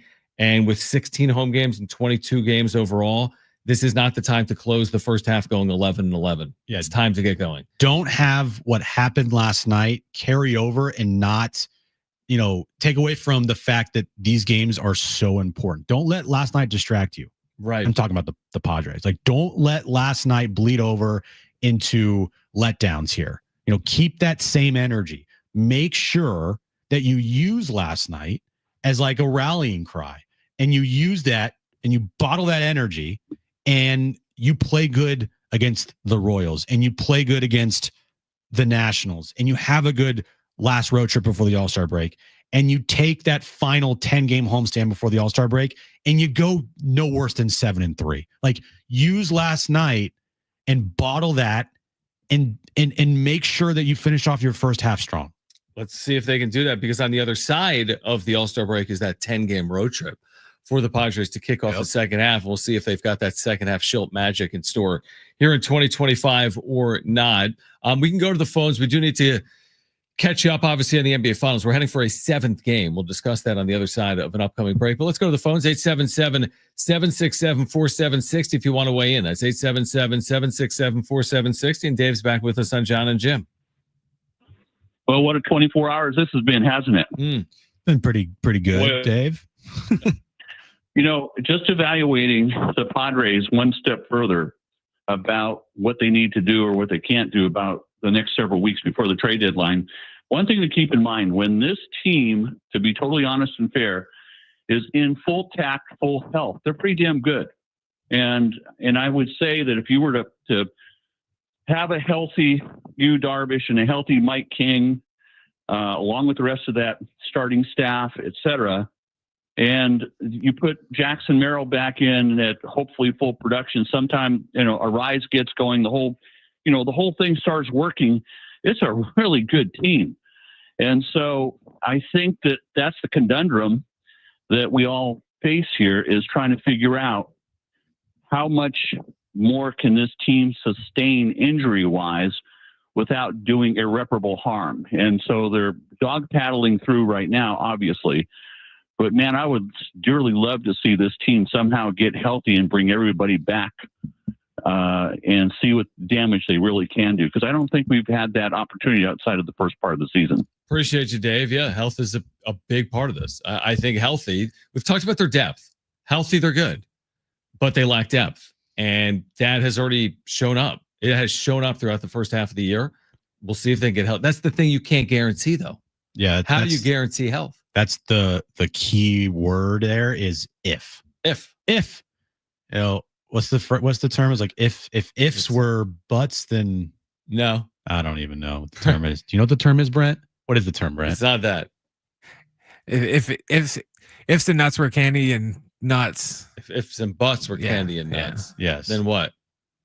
Then something inappropriate that we probably can't say on the radio. Yeah, I think so. What is that saying? I know. That's just stuck in my head now. I'm like, that's stuck. What is it? Yeah, I get your point, though. Yeah. Yeah. And so on paper, when they're all healthy, great. And who's to say? This happens all the time. Sports, like, is the team getting healthier? What does that even mean?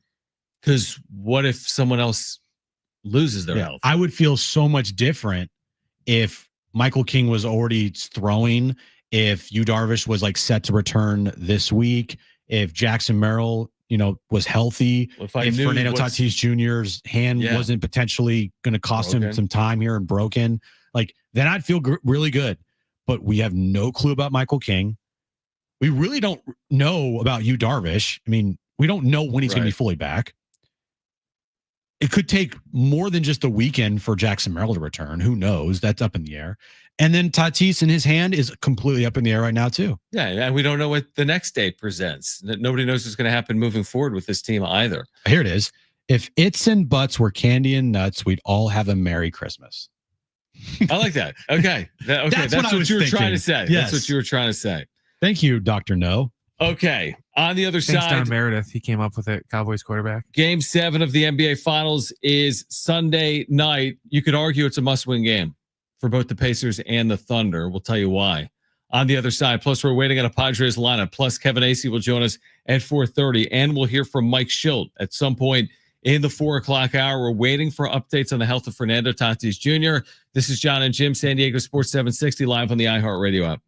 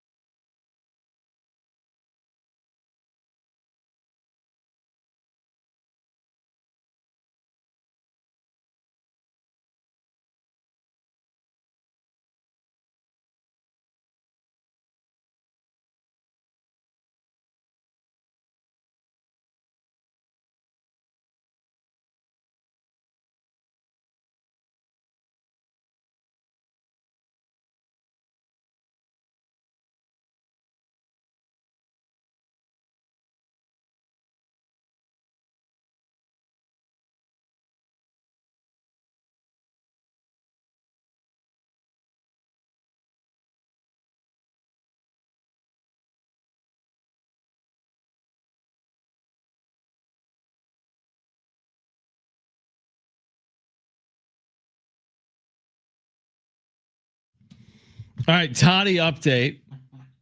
He is in the clubhouse. We'll get an update soon, as well as pending suspension. This is per our former colleague, Marty Caswell. Fernando Tatis Jr. has just walked into the clubhouse, and they're expecting an update soon on both Tatis and pending suspensions. Tatis walking in the clubhouse at 3:45. To me, I would make the assumption he's not starting. If he just walked in the clubhouse at 3:45, but that's just me. Maybe he's been getting treatment. I'm not sure what's been going on. That's probably premature to say because we haven't seen the lineup. But again, Tatis in the clubhouse. We're awaiting an update on his status. Well, if you look at the clubhouse and how it's constructed, the room where you'd get treatment is like you have to go in the clubhouse and then it's to the right and then down a hall and then that's like the medical room and the treatment room and everything. So you're saying if he just walked in the clubhouse, he's not walking from the treatment room. Correct. Unless what she's saying is she's saying he just walked in the clubhouse. I mean, it's not like this is going to be a legal case that she's presenting. I'm not going to try maybe to he's walking out of treatment or maybe Which not. way Maybe did he walk in Yeah, from? that's what I'm saying. So we don't really know. We'll find out. I mean, Mike Shildt is going to address the media in 20 minutes. So we'll get something, presumably, on Tatis, because that's what everyone is waiting on. And we're waiting on the suspension news. I mean, that's impactful as well. I don't think near as impactful as Fernando Tatis Jr. if Robert Suarez misses a game or two or three. But we're waiting on all of this on bated breath right now, Jim. That's what we're doing. It's a just refresh, I want a lineup. refresh, eat a lineup. And thankfully, we'll hear from Mike Shildt, and then we'll talk to Kevin Acee at 4:30 after he talks to Mike Shildt and the media. But I'm sure Kevin is gathering information as we speak about the status of Tatis. Yeah, I'm assuming Kevin will be in the building tonight. There's a lot of Fridays at home he's not when they come back from the road, but I'm assuming Kevin will be in the building here tonight. A series that has not had near the drama is probably Pacers Thunder in terms of like theatrics, but we are getting a 7th game. Pacers blow out Oklahoma City last night. Tyrese Halliburton barely breaking a sweat, played something like 20 minutes last night. They didn't need him in the second half. OKC resting its starters in the fourth quarter. So I think they had Shea.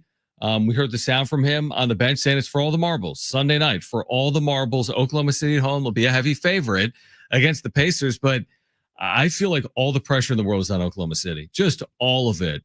And because of that, maybe that opens the door a little bit for Indiana. I don't think it's easy. I recognize Oklahoma City should be considered the favorite. But I'm hoping we get some type of all-timer or classic and a really good game Sunday night between the Pacers and the Thunder. I know we said we're going to talk NBA Finals, but this just breaking right now. Alden Gonzalez says that Major League Baseball in wake of last night's game has handed down these suspensions. Robert Suarez, 3 games. That was what I said. Mike Shildt, 1 game. I said that. Dave Roberts, 1 game. I didn't say that. I said Suarez will appeal. Roberts and Shildt must serve their suspensions tonight. It's exactly what I expected, other than I thought Roberts would get 2 games potentially for the sinister shove. But I thought Suarez would get multiple games. He does because it's mandated. I thought Shildt would get a game because it's mandated because of the warnings. And I thought Roberts would get multiple games. So, I mean, I think Roberts should get 1 more game than Shildt. That's what I said earlier. I stand by that. But Roberts, who didn't have a pitcher suspended, gets the game. No Dodger suspended, just Dave Roberts. I think he should have gotten more than 1 game. I think he should have got like at minimum 3. Minimum 3. You can't lay your hands on someone else on the baseball field without facing a multiple game suspension. I'm with you on that. I'm with you. And and I already can hear it now. Whenever Dave Roberts speaks to the media day, he's going to play the victim card again, and he's going to be probably so upset about his suspension, say that he didn't deserve it, and I can't believe I got suspended, and they should have got more punishment for what happened last night. I can already hear it. I'll be curious to hear it. I can already hear it. Yeah, I hope we can. If we get that, we'll share that with you as well. I believe Mike Shildt will still speak at 4:10, even though he's not going to be eligible to manage this game. So again, Suarez 3 games. I mean, somewhat significant, a whole series. Now he's going to appeal it, so he's going to be in the lineup presumably or available tonight.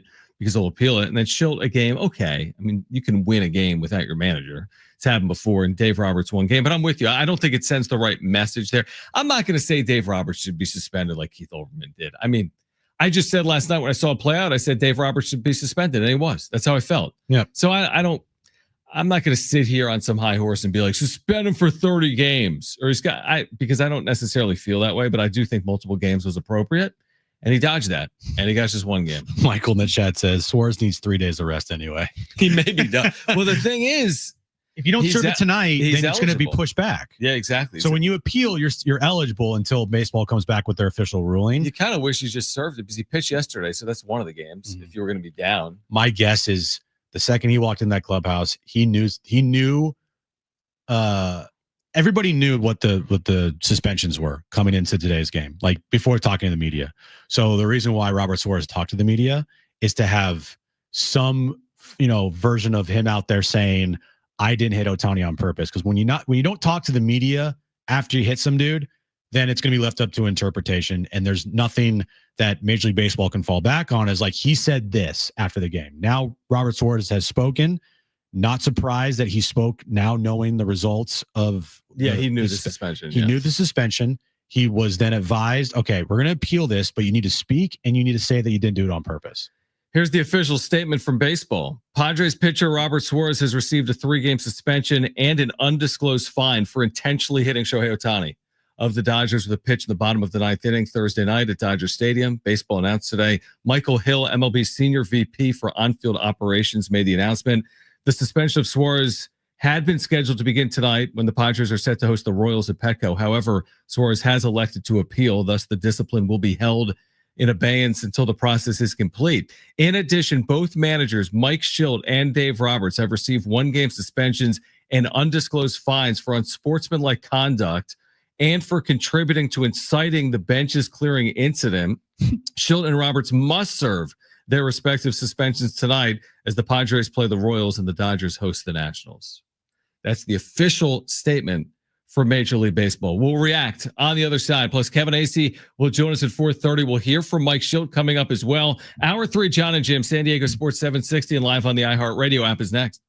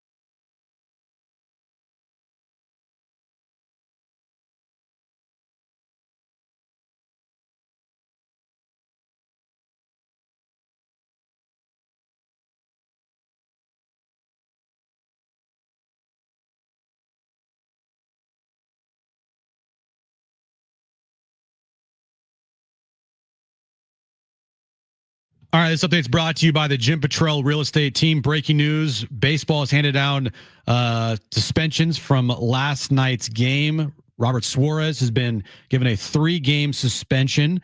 He is appealing that right now. Mike Shildt and Dave Roberts both suspended for a game. They both must serve their suspensions tonight. Padres do play baseball tonight. They start a 3-game series back here at Petco Park versus the Royals. 6:40 first pitch, and the Pacers blew out the Thunder last night, forcing a Game 7, which will be on Sunday in Oklahoma City. Would you like to know what your home would sell for today? Get a simple text message with your home's value by texting your address to 855-600-6000. You'll get no phone call, just a text. Jim Petrell has the buyers. Simply text your address to 855-600-6000. A win for the Padres.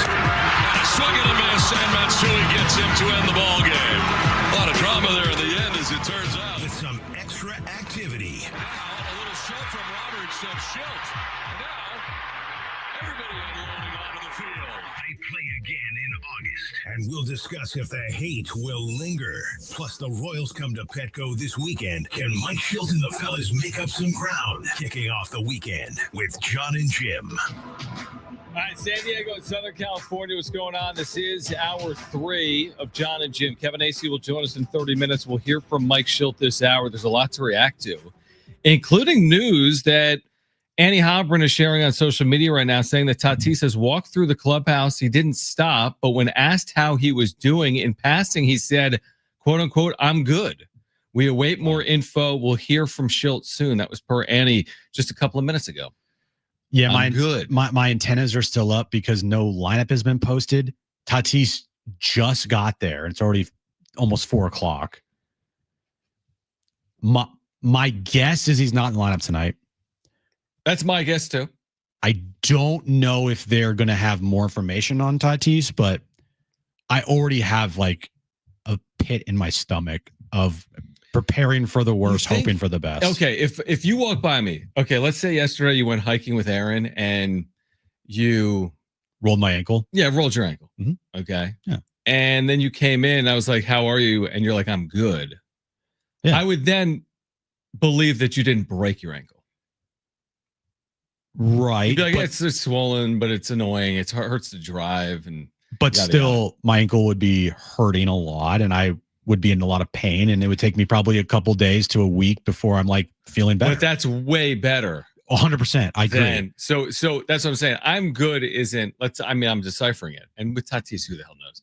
But like, I'm good, hopefully, isn't I broke my hand. You know what I mean? I'm good's like, hey, it could have been worse.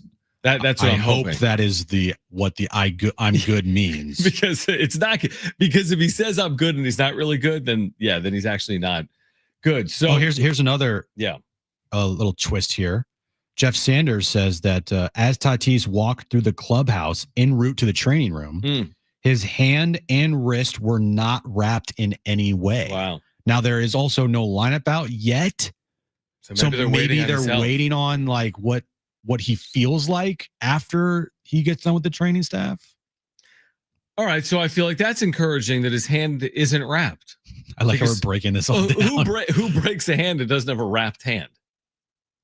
Right? I mean, wouldn't you just be led down a path that if you broke your hand, you'd have some type of like bandage on your hand if it was broken? So again, we're probably speaking a little bit out of term, but kind of our job. I wonder if there's no lineup because they're just, to your point, now they're just waiting to see if Tatis says he can go. Yeah. Back to the suspensions. Are you good with that? I'm completely cool with it. I mean, I know you're not, but I don't. I really don't care. I'm not gonna like create any like fake outrage over. Oh, Dave Roberts should have got multiple games. Like he probably should have got one more than Shildt. But like, do I think Dave Roberts should have got more than Shildt? Yes, absolutely. But I'm not going to sit here and like lose sleep over the fact that Dave Roberts got the same number of games as Mike Shildt when Dave Roberts physically attacked Shildt. I'm not as concerned about managerial suspensions. They're not players. Like when you lose a player, like Manny Machado's been suspended a week. Like that's massive. Or a starting pitcher is going to miss 2 starts. That's big. I think the Suarez 3-gamer isn't ideal. I mean, you're throwing out someone else in a safe spot somewhere along the way. But again, it can be overcome.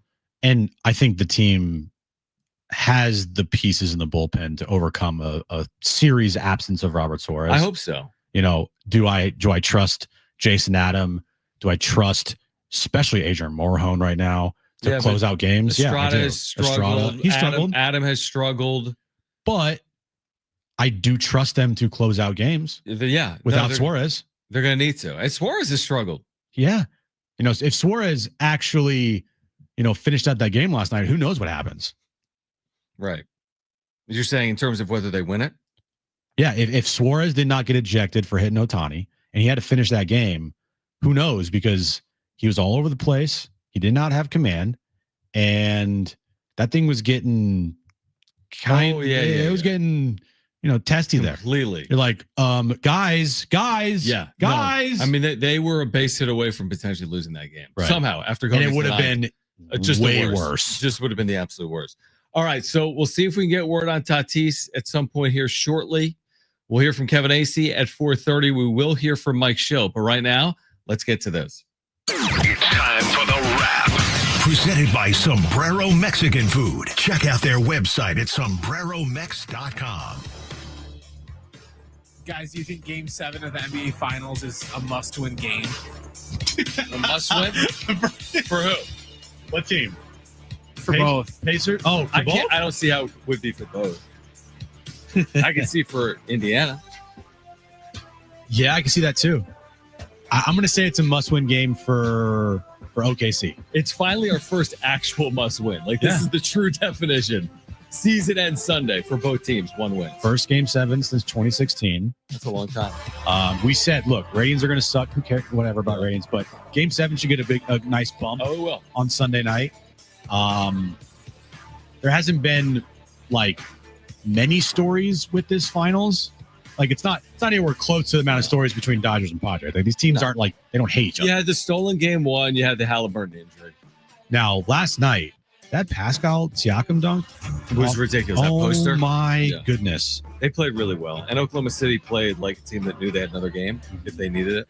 It's just really hard for me to see OKC losing a Game 7 at home. I really hope they do. And again, it's my bias because my wife likes the Pacers, and I'd love to see it happen. I mean, it was almost like handed to the Thunder on a silver platter. Mm-hmm. It felt like that. It's just theirs to win, and they're going to do it, and they're going to be historically good. And it hasn't been easy. Denver, 7-game series. This is a 7-game series.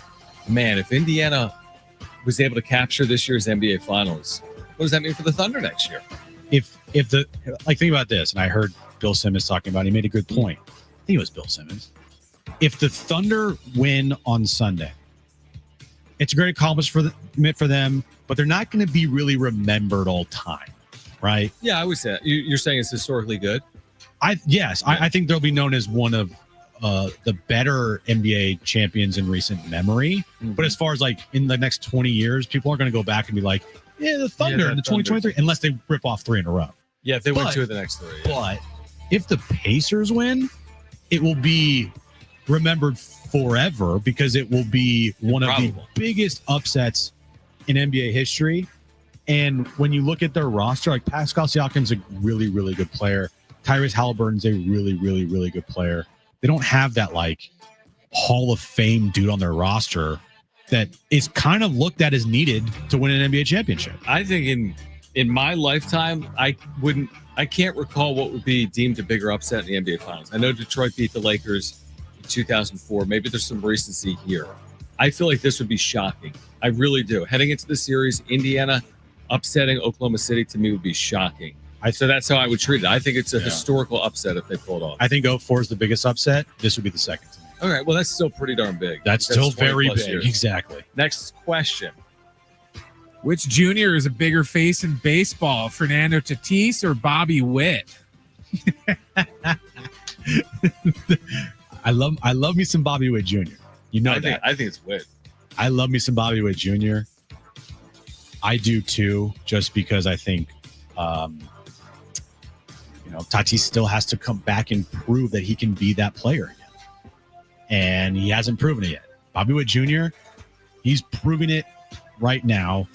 And he's probably considered the second best player in the American League. Position player. Yeah. Not overall players. You could probably go Judge, Scooble, Witt. Am I missing anybody? I can't think off the top of my head, but those to me are like the top 3 players in the American League. But at any day, Bobby Witt Jr. could become the best player. I mean, he is that good. But it's not just that. To me, it's that he's been marketed differently in this like post-suspension era of Tatis. And I feel like there's been this divide. I feel like Tatis has kind of been buried by MLB, and it's not solely based on his numbers. I just feel like they've kind of put him in a lower like tier, and I think they've elevated Bobby Witt deservedly because of what Witt did, for example, last year, where he was one of the best players in the sport. Yeah. But yeah, I think Bobby Witt is probably a bigger national name, not name necessarily, but face right now than Fernando Tatis Jr. Next question. Do you think a street NASCAR race in San Diego will be a popular event? You heard about this, obviously? Yeah. I think it could be. But also shutting down all the roads. Like, I don't want to live downtown. That's going to be annoying. Now, maybe it will cause the city to, repave the roads, make them better. But yeah, I'm pretty sure they'd have to pave. The F1 in Las Vegas was deemed to be this like amazing thing, and all I saw out of it was just kind of boring.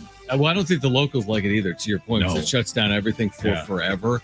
I do think it would be picturesque and cool. They've done a Chicago street race, and they're not racing right now in Southern California, so this gets them back into Southern California if they do it. I think it would be cool in theory, but yeah, the logistics of it, what it would mean to live in downtown San Diego for like the weeks leading up to that to me, it would probably be tough for San Diegans. You think the Rock and Roll Marathon is an inconvenience downtown? Like this will be nothing. Yeah. Next question.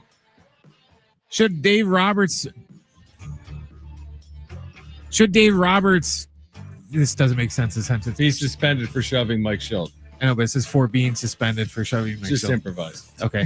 Should have Dave Roberts been suspended more for shoving Mike Shildt? There you go. Yes. I think minimum 2 games. I know I said 5. That probably is exaggerated there, but dude, you went to Mike Shildt and you laid your hands on him, bro. Right. Like, yeah, I'm with you on that. I think multiple. You can't do that, man. Again, I'm not going to sit here and like lose any sleep over it and get like too upset about it and create some fake outrage. But like, I mean, really, 1 game for that? Right. I agree. I completely understand the Mike Shildt thing. And the only reason why Mike Shildt suspended is because of Robert Suarez. Mike Shildt, for what happened with Dave Roberts, that's not why Mike Shildt got suspended. The reason why Mike Shildt got suspended was because Robert Suarez hit Ohtani. Now, the 3 games for Suarez, okay. I mean, I bet you if he didn't hit Ohtani, it probably is less, to be honest with you. You know, what's interesting is in the statement, they said Shildt was suspended for escalating it. Because I was wondering if he got the automatic suspension for Suarez, but remember, he was no longer managing when Suarez was in the game because he had already been tossed. It's whatever. It's all semantics at this point, whether it's a game or 2 for Roberts. I'm not watching either way. It's against the Washington Nationals this weekend. But yeah, I think Roberts should have gotten more games than Mike Shildt. Yeah. We have sound from Gavin Sheets in the clubhouse on last night. It's a little spicy. Okay, so we'll hear from Gavin Sheets. If we have sound from Mike Shildt before that, we'll hear from Mike Shildt. But we do have Gavin Sheets on last night that we're going to hear. We have Kevin Acee joining us at 4:30. We will hear from Mike Shildt as well. We're here until 6. Don't go anywhere. John and Jim, San Diego Sports 760, live on the iHeartRadio app.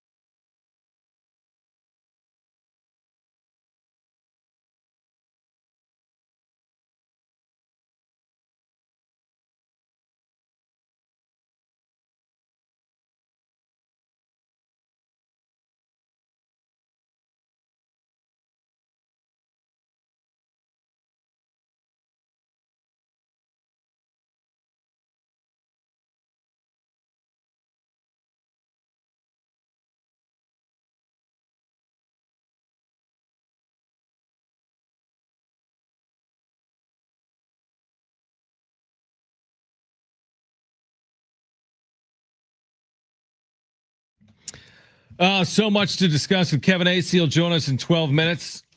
Padres Royals tonight, game 1 of a 3-game series. Padres clubhouse has been open.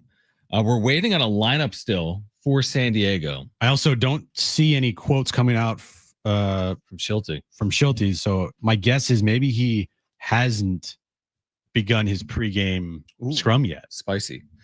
Let's hear from Gavin Sheets. This was inside the clubhouse. We have this? We do. All right. So Brent has the sound. Gavin Sheets was asked about last night. I think you'll hear the question before he answers. This is less than 2 minutes of Gavin Sheets from inside the clubhouse. We're going to share it with you in one moment. But he was asked for his reaction. Dodgers, Padres, this series. Take a listen. You know, it's unfortunate to see Toddy get hit in that situation, whether intentional or not. But Shilty's got our back, and that's what I love about him. That's what we all love about him in this clubhouse, and that's why, you know, we know he has our back and we have his back. So in that situation, it's just two teams competing hard. Obviously had a series here last weekend, so they go right back to that place. Just easy for tensions to run high, and you know, that wasn't the first time Toddy had been hit, and it had been thrown up and in a couple times. So it's a product of that.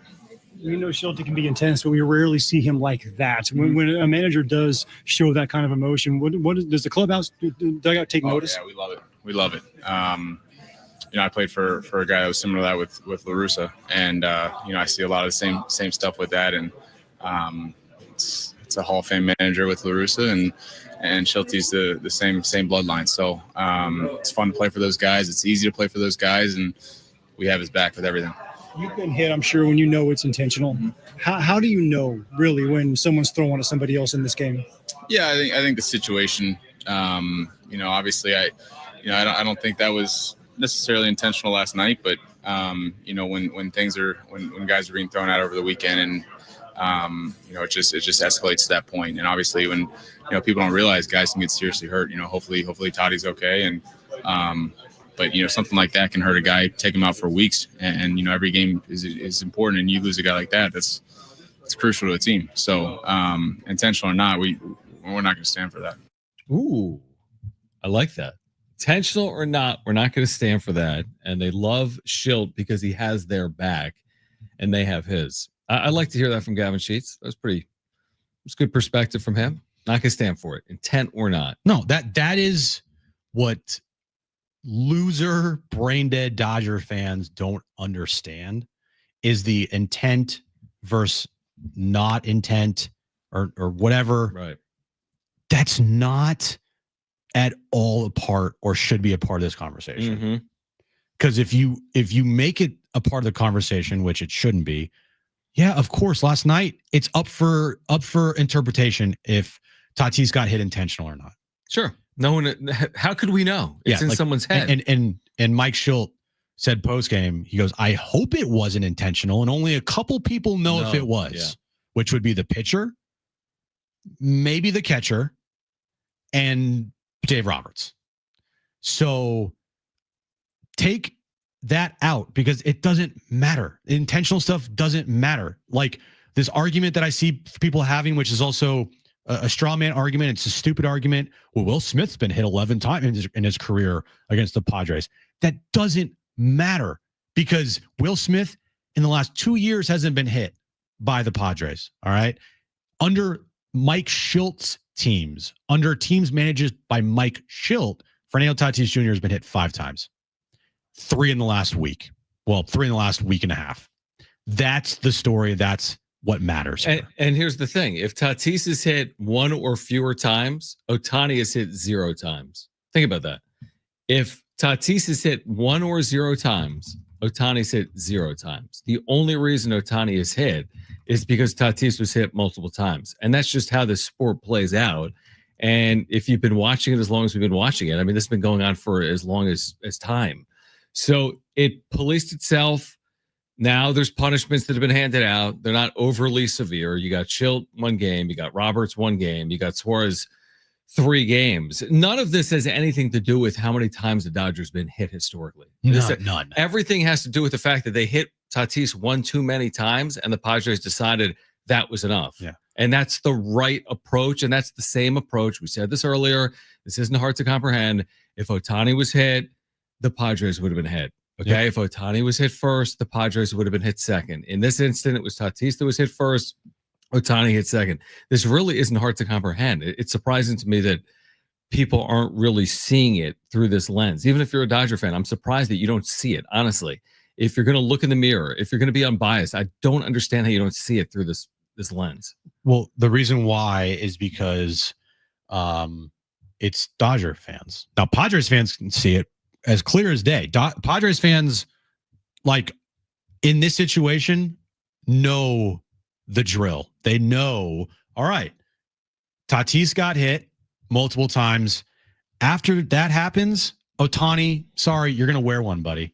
And that's how this thing ends. But John Heyman said, no, not Ohtani. He's too special. You can't include him in a tit for tat. Well, he literally said that. Here's the thing about John Heyman. John Heyman, you're a moron. Just shut up. So yeah, the fact of the matter is this has nothing to do with intent. It never did. It doesn't matter. Tatis got hit first. If we really want to talk about who got hit first in this whole situation, Tatis got hit first and second.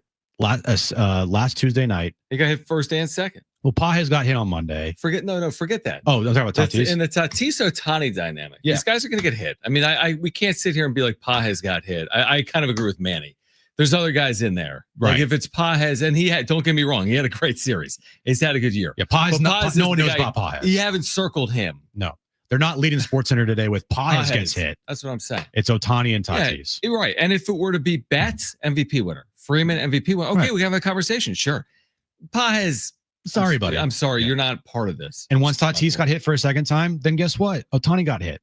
That's the thing. And then once Tatis got hit again, Ohtani gets hit again. Yeah, guess what? In that equation, the Dodgers are actually +1. So if you're a Dodger fan and you love listening to our show, we see it. Dodger fans, man, they love listening to us. It's crazy. But to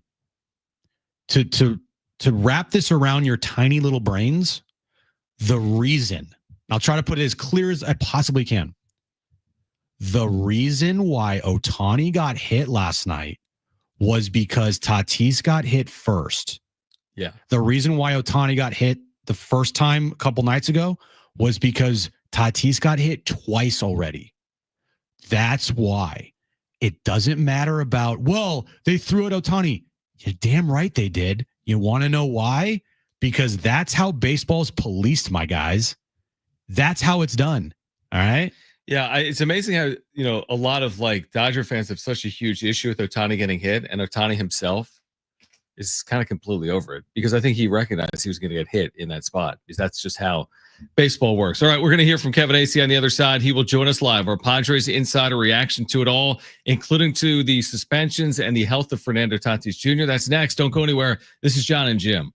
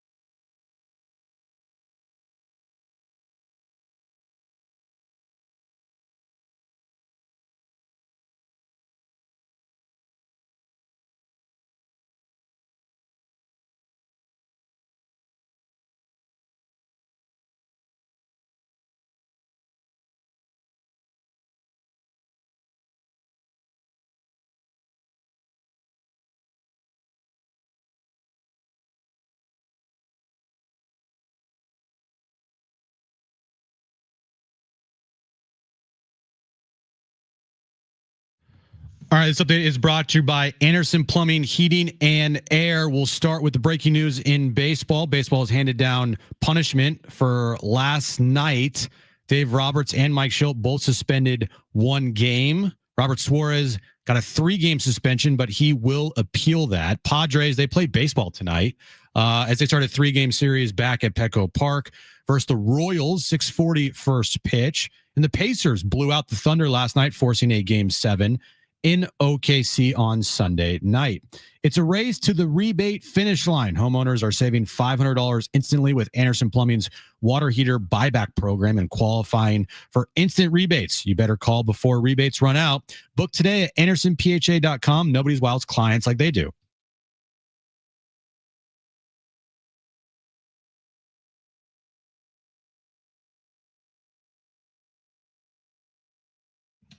All right, let's catch up with Kevin Acee. First of all, Kevin, is now the right time? We could do this in 30 minutes or 60 minutes if it was preferred. Has Mike Shildt spoke with the media? Do you want to do this in 30 or 60? No, I'm fine. Okay. He's speaking. He's speaking right now. Fernando's playing. Okay, Fernando's in the wow. There we All go. right, Breaking so news there. So Fernando's in the lineup. So what transpired, I guess, over the last 24 hours? There was concern, obviously, with his hand, but he's had treatment and he's going to be good to go. Yes, he's sore. He wants to play. He will play. He can play. The repeat imaging or the secondary imaging also showed that there was no fracture. So good to go. Good news. Yay. Yay for everybody. Yay for baseball.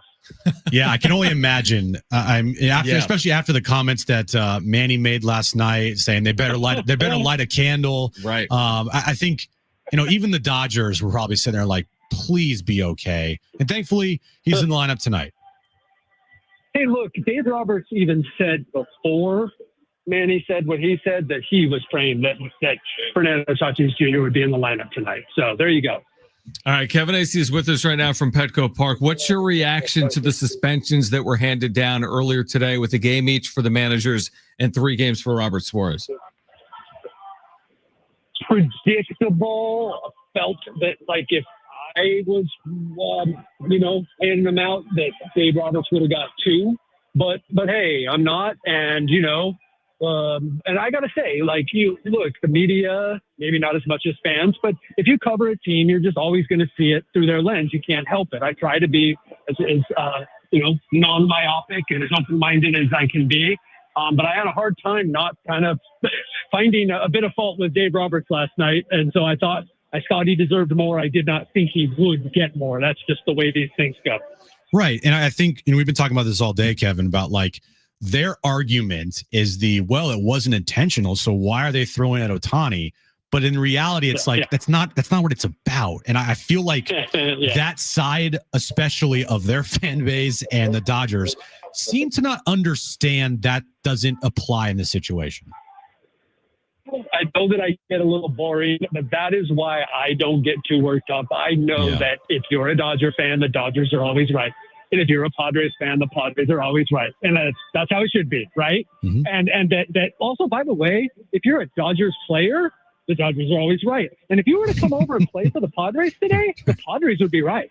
Exactly. If you got traded in the middle of the brawl, then you would be on the other side. That's just how it is, and I'm not mad at it, but I don't get too worked up about it. I agree with you. But I will say this: last night's thing was different. It wasn't just a bunch of guys standing around. It was 2 managers just livid, man. Mm-hmm. And I thought that was really something.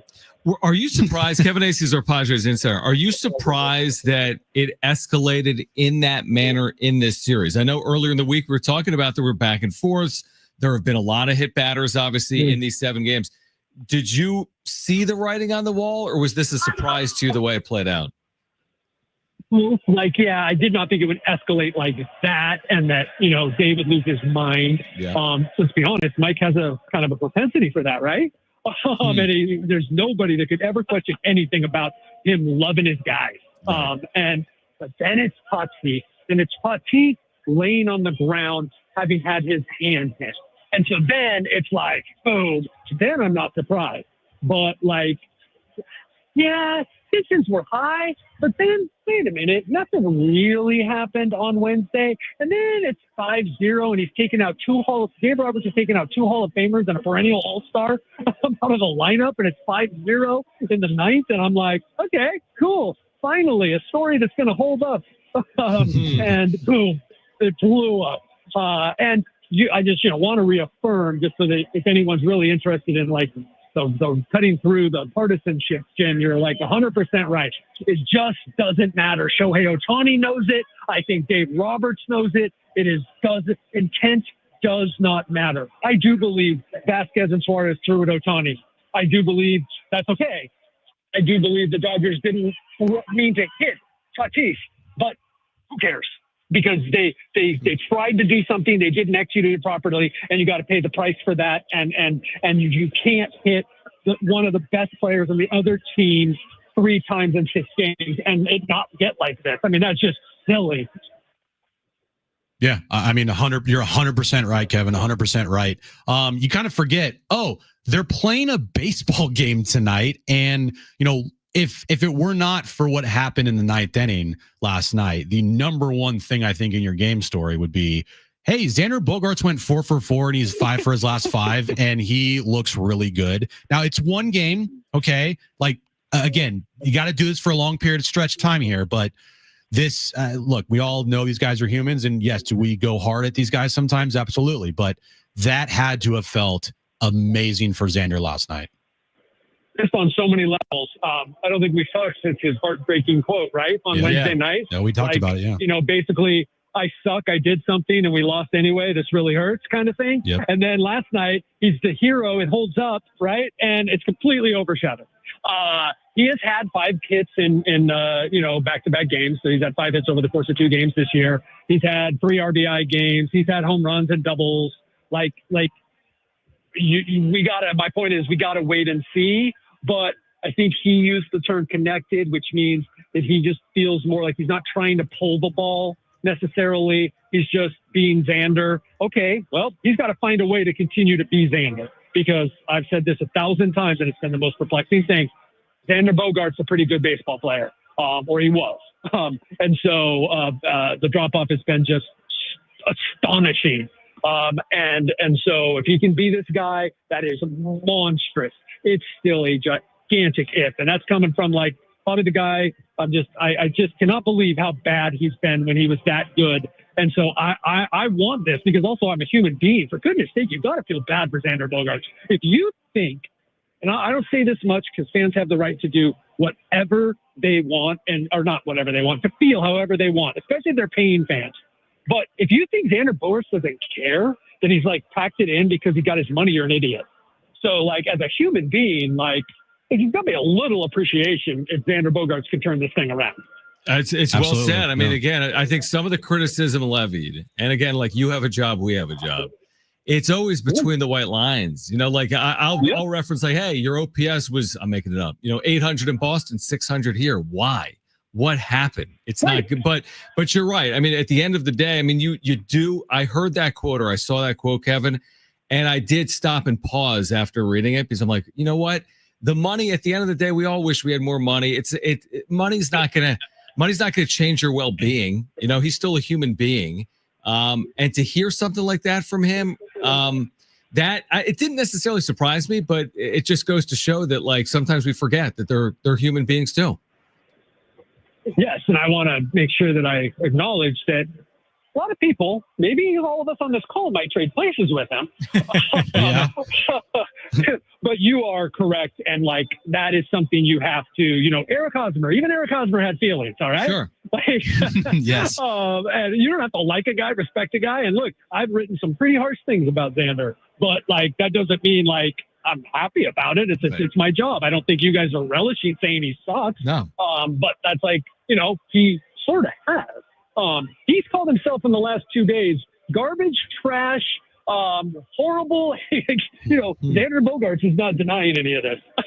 Yeah, no, it's now the thing that everyone hopes going forward is that he continues to play. I mean, not the last 5 for 5 here, but like closer to that than where he was leading up to that 5 for his last 5. Updates, Kevin, on Jackson Merrill. I know he's at the ballpark today. Probably Jackson Merrill, knowing him, was not too happy that he missed his Dodgers series and everything that happened in it. But what's the update with him as far as when he might return? Yeah, I don't want to joke about a health issue, but it's like one of the first things I thought of as I'm driving back last night, like Jackson Merrill, like trying to keep it mellow, right, while he's recovering, and then watching that game last night. I'm like, I hope he's okay. Yeah. But he was cleared yesterday to do everything, so I think he's fine. And I think, now look, I finished working at 6 a.m., so I wasn't here to see him on the field, but I understand that he was on the field and doing everything and has for 2 days. So I think that's trending toward a return on time. So Sunday, but I that's not me saying that's happening. It seems that he's trending toward that. Wait, you were up till 6 a.m.? I drove home. Yeah. Wow. Yeah. Well, I got to say, two of that was a drive. So, Yeah, plus you're usually. Yeah. And you're writing. I mean, so your job starts when the game ends. Yeah. You know? Wow. That's something I've often reminded players as they're joking about something. I'm like, yeah, well, my job starts about 11 p.m. So. Exactly. When theirs is wrapping up. Kevin Acey's with us. What's the latest here on Darvish? He threw the sim game today at Petco Park. I think Annie had that he'd thrown 39 pitches. What's the next step here after what I guess was deemed as a good couple of innings? That's a nice jump. 18 to 39 to 2 innings simulated. Like that's a good jump. I can't imagine he's not normal.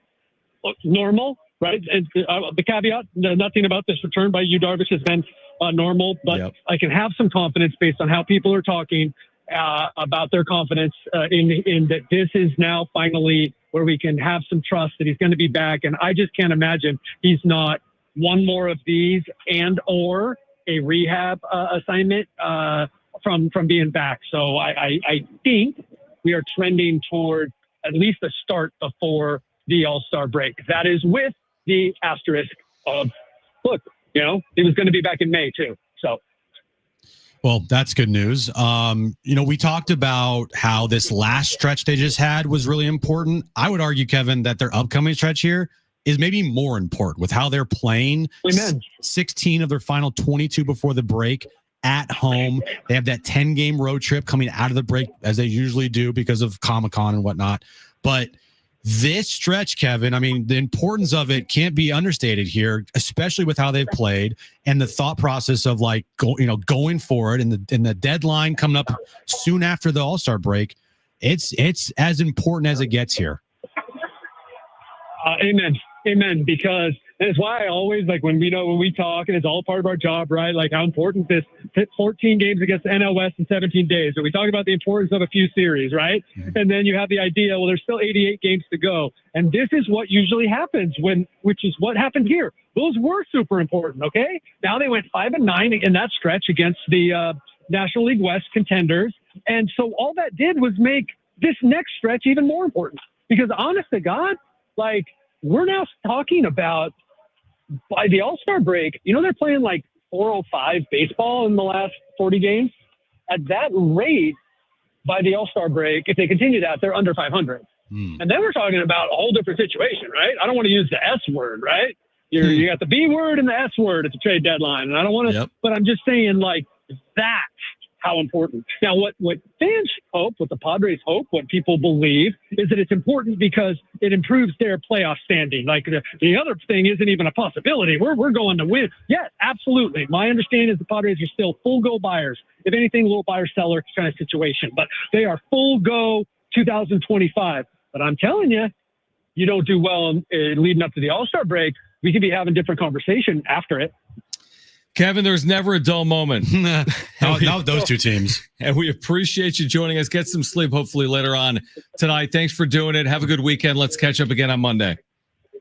Right on. Take care. All right. Great stuff from Kevin Acey covering it all for us here on San Diego Sports 760, brought to you by the all-new Jamul Casino Resort, the Players Place. We react next. Plus, giveaway tickets to see Billy Currington. We'll let you know how to win those tickets for Saturday, July 19th, Gallagher Square at Petco Park. This is John and Jim, San Diego Sports 760, live on the iHeartRadio app.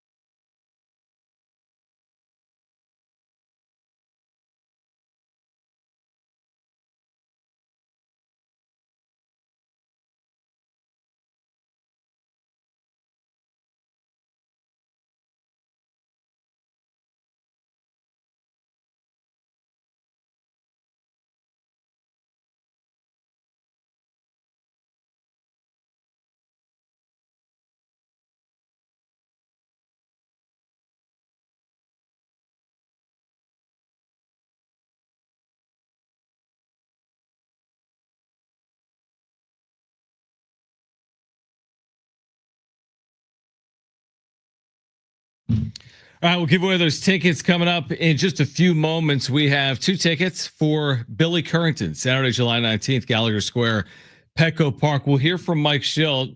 He has spoken with the media. We'll hear from Shilty coming up. Tonight, as has now been confirmed by Kevin, when Fernando Tatis Jr. is in the lineup, tonight would be the best night to snap the homerless drought, okay? From the way yesterday played out, with us not knowing if we'd see him this weekend or in the weeks ahead because of this hand, for him to be in the lineup, this would be an unbelievable night to put this 20-game homerless drought in the rearview mirror and start this series off right. I don't know if that's reasonable to expect or not, considering he hasn't homered in over 3 weeks now at this point, and he's dealing with this hand injury. But if there's ever a night to do it, now Dodger Stadium would have been good too, but tonight would be pretty good as well for the Padres. Dude, I'm so happy that Tatis is okay and he's in the lineup because, one, it's good for the Padres. The last thing you want to see is what happened last night affect the Padres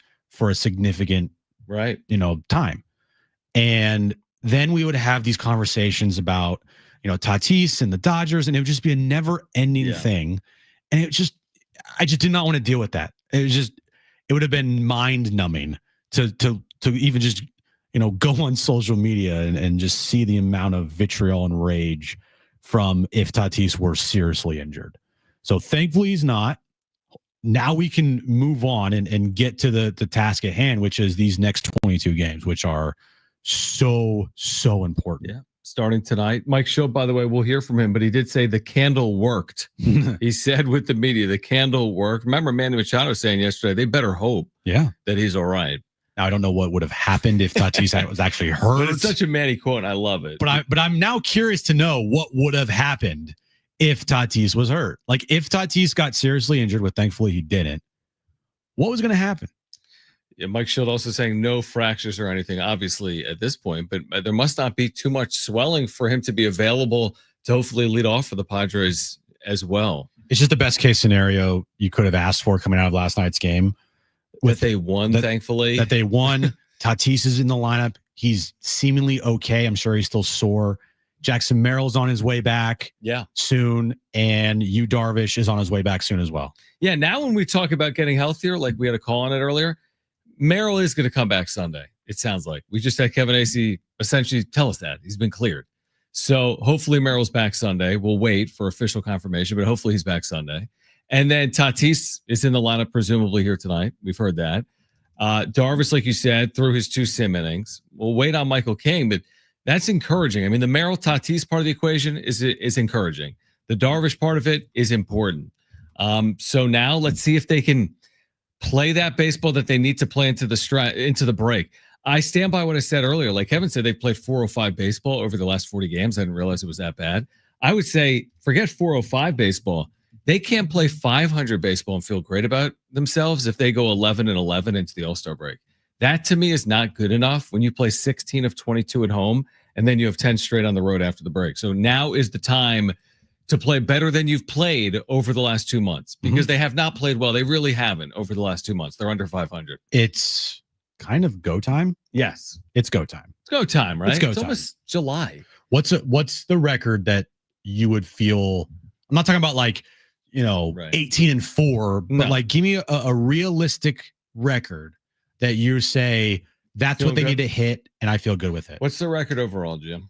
40-33, if I'm not mistaken. I think that's right. 40-34. 40-34. Okay. So here's the deal. And this is decent baseball. If they went 13-9, okay, they're 53 and 43. Oh, yeah. If they went 13-9, they're 50. That's what I'm asking for. I am all for the Padres going into the All-Star break 10 games over 500, which is where they were for a good bulk of the first month or so of the season. So I would take 13-9. The math on that, by the way, that's decent baseball. I mean, 13 divided by 22 winning percentage. It's not crazy. It's not a crazy number. It's not crazy, but hold on. Let me just give you the winning percentage, which I don't know what it is. But 13 divided by 22 equals 591. They've played 405 here recently. So I would take 591. What do you want? You want more than 13-9? Well, if they were to go 13-9, realistically 10-6 at home, 3-3 on the 6-game road trip between Philly and Cincinnati. There you go. Yeah, something like that. That's not like crazy, a huge ask. Not a huge I think ask. it's definitely obtainable. Me too. I was saying 14-8. You want 14-8? I mean, that's probably the high end. Right. 15-7, you're playing some fantastic baseball. Right. 14-8 might be too much to ask. No, I don't. But I don't think 13-9 is crazy. I think that's actually very Attainable. Yeah. Yeah, especially with like the Nationals are here for 3. Mm-hmm. Who else is in there? I mean, it's not cakewalk. I mean, a lot of Phillies games, a lot of Diamondbacks games, 4. Yeah. So that's why I say 13-9. You want me to run through the schedule? Run through the schedule. All right. You got Kansas City tonight for starting for 3. Then you got Washington. That's your 6-game homestand. Then your 6-game road trip is through Cincinnati and Philadelphia. Right. You come home, and Boch is back in town. Right. I think he's Texas. I think he's entering the Padres Hall of Fame that weekend or something. Am I mistaken on that? I don't know the answer. Or is that already happened? My brain's all fried. I don't know. But Texas for 3, Arizona for 4, and you finish up with Philly for 3. So not the easiest homestand, but if you take care of business here against the Royals in Washington, then you're not looking at that 10-game homestand. There's like you got to go 7-3 in. Right, exactly. But again, don't you agree though? The 11-11, you're not buried. They're 6 over 500 right now. So we're not gonna say season over. They're 6 over at the All-Star break. I'm just gonna be like, when are we gonna like put the foot fully on the gas and really go? They're not buried. You're right, but also give me another moment in their season where they have 16 of 22 at home. Right. This might be the last time. I don't know. I mean, you look at September.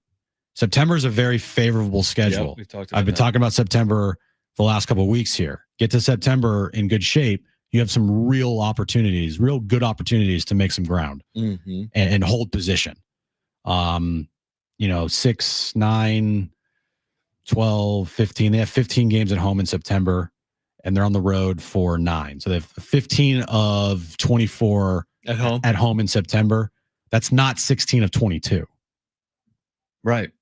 As far as that, this is right. You're right. This is more a higher percentage of home games are going on right now. So this is it. This is the stretch. They don't have another stretch like this. Got to take advantage for the remainder of the season. 16 of 22 at home. Got to take advantage. 2 home runs from Tatis, and I need a win tonight. That's not asking for too much. 2 home runs from Tatis and a win. All right, we're going to hear from Mike Shildt on the other side.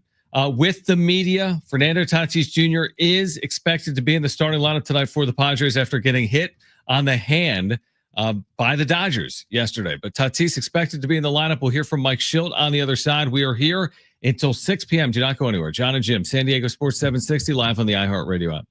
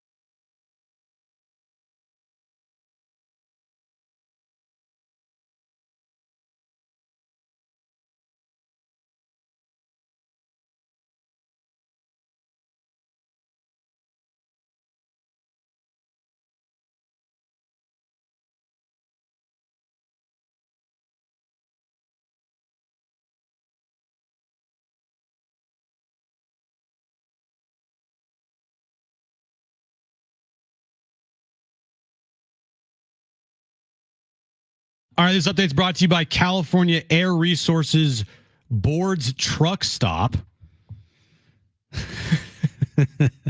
Padres and Royals start a 3-game series tonight at Petco Park. 6:40 first pitch. Good news, Fernando Tatis Jr. is in the line tonight for the Padres. Major League Baseball handing down suspensions today for last night. Dave Roberts and Mike Shildt both get a game. Mike Shildt has to serve his suspension tonight. So does Dave Roberts. And Robert Suarez got 3 games for hitting Ohtani in the back. He is currently appealing that suspension. And the Pacers blew out the Thunder last night. They forced a Game 7, which will be Sunday night in OKC.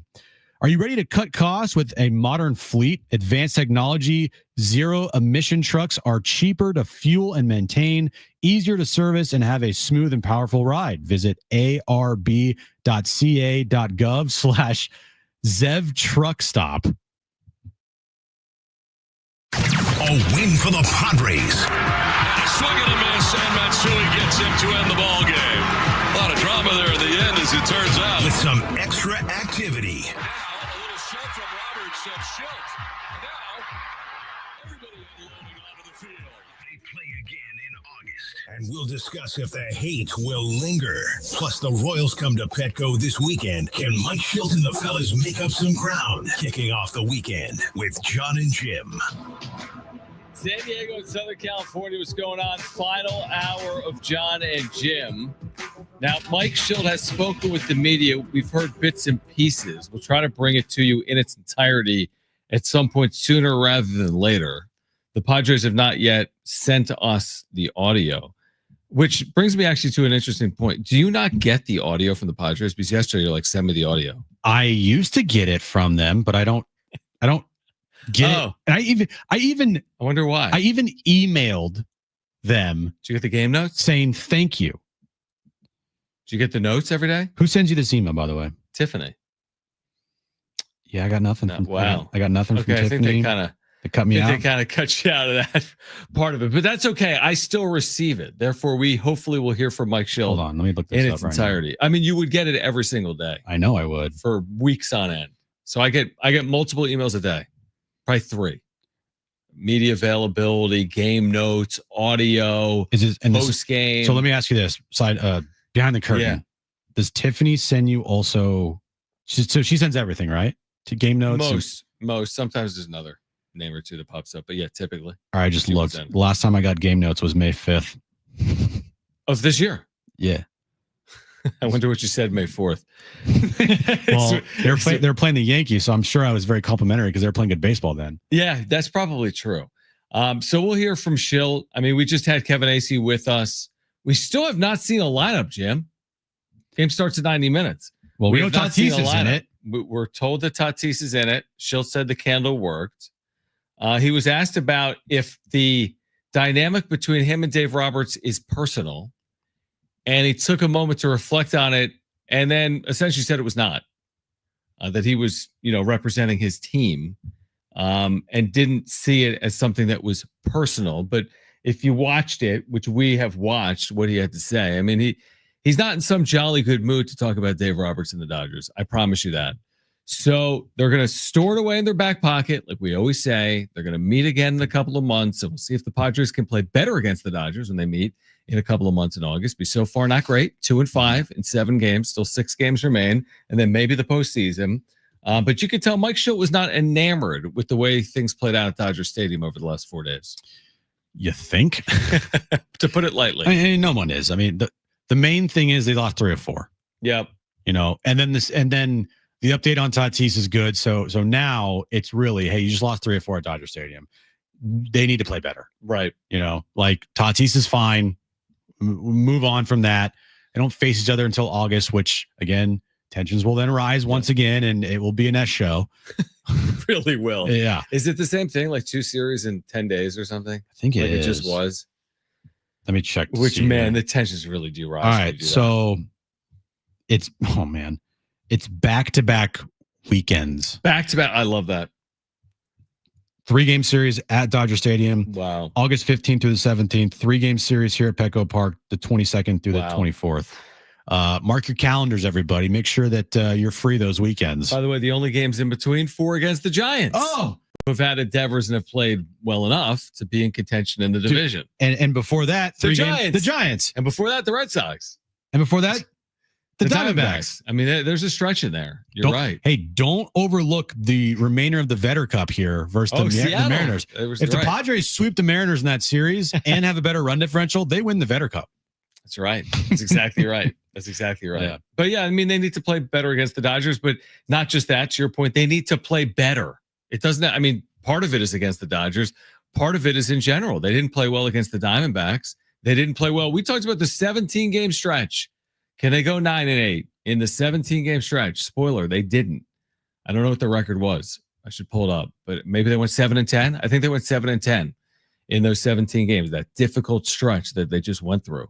So they need to play better in general. It's not specific to the Dodgers, and that starts tonight against the Royals. I mean, consider this. There have been a couple of perplexing series at home against AL teams this year. Swept at home by Seattle, swept at home by Tampa Bay. I know Tampa's played a lot better since then, but this is not the series to take another step back in. So hopefully tonight, man, they just put it all together. I don't even know. There's been so much talk about this. Who is tonight? Is it Pivetta? Pivetta. Who is pitching? So it's Nick Pivetta. I mean, Pivetta's been awesome at home, which is great. And they need him tonight. And then they need this offense to look, hopefully they need Tatis to look like Tatis. I don't know if that'll happen tonight, but Pivetta tonight's encouraging. He's been good at home this year. He's been good in general. I kind of forget, like, wait, who's what's happening? Who's playing? Who's pitching tonight? That is also a big story with the team is the pitching staff. I think Kolek and Ryan Berger, especially last night, and Randy Vasquez, they pitched very well at Dodger Stadium. Now, the thing is with those three guys, they're going to need more length. Mike Shildt in the series, specifically with the Dodgers, pulled those guys, I think, too soon. Early, yeah. And going forward, especially games against like the Nationals or the Reds or whoever it is, you're going to need to let these guys just try to get through at least 6 or at least get into the 6. Like, you got to finish the 5th. Last night, he pulled Ryan Berger with 2 outs in the 4th. Or no, 2 outs in the 5th. If it was any other team, I think even if it's still the Dodgers, like, just you got to let them finish those innings because you can't keep taxing your bullpen like you've been taxing your bullpen. So going forward, it seems like these guys are going to be in the rotation a lot. And so far, they've played and pitched well. They're going to need to get some more leash here going forward. Yeah, I mean, I'm looking at these pitching matchups coming up, by the way. Like tonight, Michael Lorenzen, righty, Nick Pivetta for the Padres. Tomorrow, Noah Cameron, the left-hander, has a 1.91 ERA for Kansas City. That's opposite Dylan Cease. Then old friend Seth Lugo pitches against the Padres on Sunday. He's got a 3.05 ERA. So I don't know how to look at this series, truthfully. I know how to look at this homestand because they have Washington in it. You have to win that series against Washington. I think you got to win this series against Kansas City. Kansas City's fine.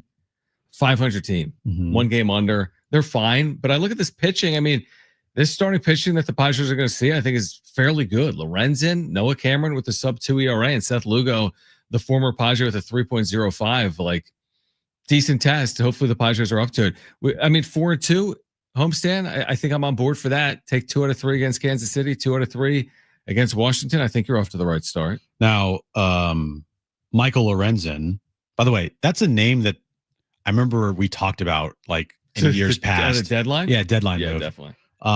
His last start against the Cardinals, not good. 2 2/3. His last start was against the A's, which was fine. 6 innings, 300 runs. But if you look at his last couple starts here, they're okay. His last 7 outings, he's got a 5.59 ERA. Gotcha. Overall is 4.91. Yeah. So, I mean, it'd be nice if the offense started clicking here, right? And using yesterday as kind of like a jumping off point, catapult your season. Catapult. He's catapult. Catapult. Love that. Like, can this offense get going here? Because, take away all the drama from last night. The underlying thing still is you lost 3 of 4 to the Dodgers. You lost 5 of 7, and your offense for the last month and a half has been putrid. I mean, I know the narrative. I mean, if the Padres, let's just use tonight as an example. We'll have a wrap-up show afterwards. If they don't win tonight, there's not a lot of good going on. if they don't win tonight. I mean, they went 3-7 over those 10 games against the Dodgers and the Diamondbacks. Like, if they don't win tonight, they're really trending in the wrong direction. It's amazing how you feel about a team over the course of just any one game. I think if you win tonight, that's back-to-back wins. You feel good because you got Tatis. You feel a lot different about where you're heading just based on one game. But I mean, if you don't win tonight at home against Kansas City and you're 3-8 in your last 11 games, I mean, what are we going to say about them? Well, I got Toddy back. Everything's good. No, you're not going to be saying that. You're going to say the trend lines are bad with this team. Why? Yep. It was the same conversation. Yeah, like, yay, they won the game last night. Last night. Right. They're still, not playing well. good. That's what it is, right? The story, the real story is that. The other sideshow, clown stuff is what Dave Roberts did in the Dodgers last night with Ohtani. And then that discussion, which is taking center stage. But really, what should be in the forefront is like overall how they're playing. Mm-hmm. That is the most important thing, regardless of what Dave Roberts and his, clown show acts, whatever that is. The fact is, like, they need to start winning some games. And the stretch they're in coming up here is so important. Hopefully last night was the first step to playing well through the rest of the first half. Because, man, they go to the break 10 up, like you said, you go 13-9 and the next still good 22. Man, you feel really good. Now, the first step to doing that is handing in a lineup card. That would be nice. It would be nice if they sent batters to the plate tonight against Kansas City. I think they're expecting to do that. You think so? They haven't released their lineup as of yet. We are less than 90 minutes out. We'll share it with you when we have it. Plus, we will hear from Mike Shildt in some capacity coming up on the other side of a break. We are here until 6 p.m. Jim's back page is still ahead. We're getting you ready for Padres and Royals tonight at Petco and reacting to the 4-game series up at Dodger Stadium. But again, on the other side, hopefully a Padres lineup. We'll hear from Mike Shildt as well. This is John and Jim, San Diego Sports 760 and live on the iHeartRadio app.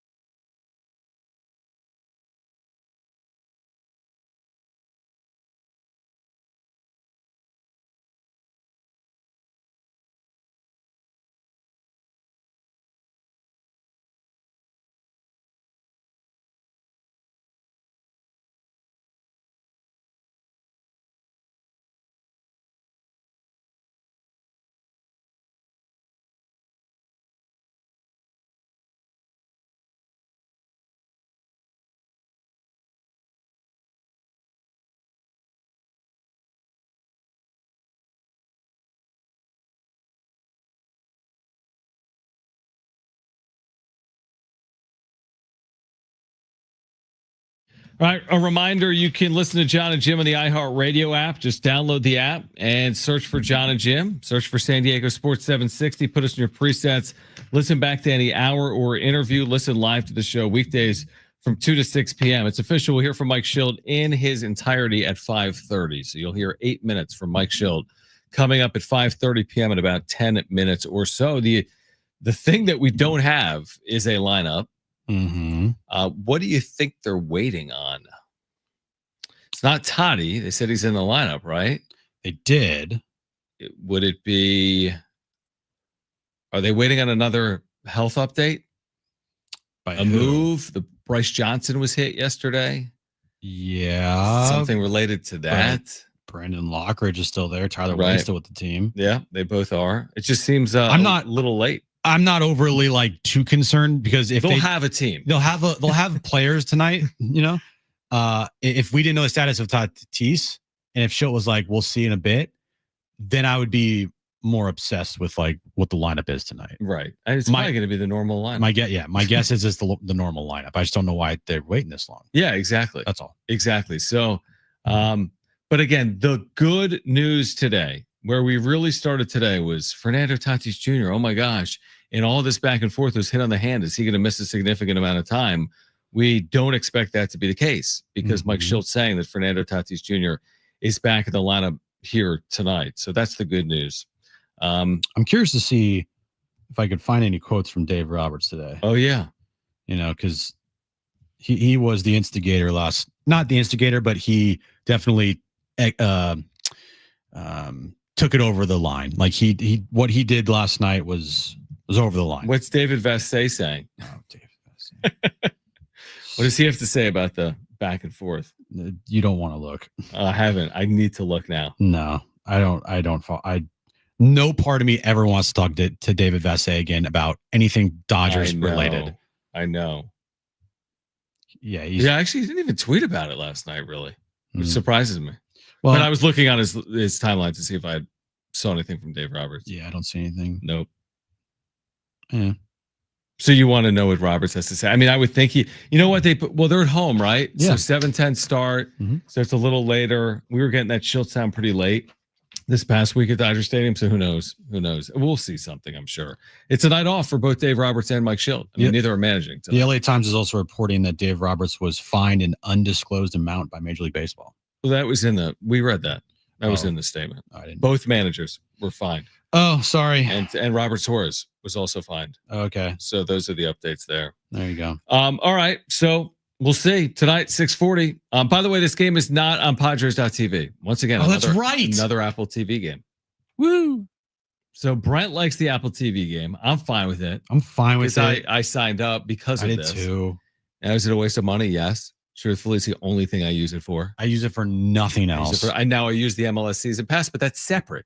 Because that's through Apple, but you got to buy that separately. Ugh. So it's the only thing I use the app for. I don't even want to monthly. I don't even want to look at how many subscriptions I'm paying for, honestly, because I'm gonna be too many, right? I'm gonna be I've been paying this much for how long for that?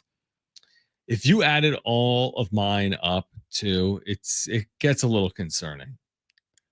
I did do that the other day where I added up all my expenses for my month, month, right? Was it concerning?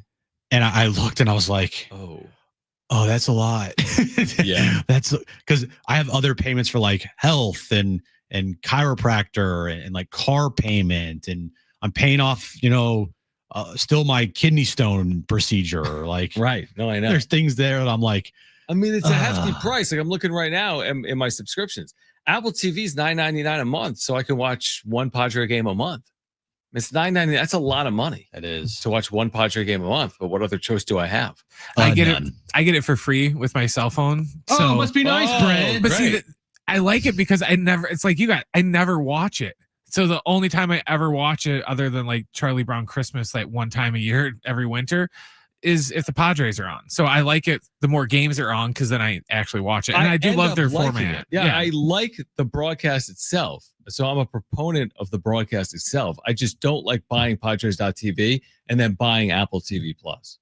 That's the part where everyone's like, oh, you can watch every Padres game for $99, but you can't because I have Apple TV for $10 a month.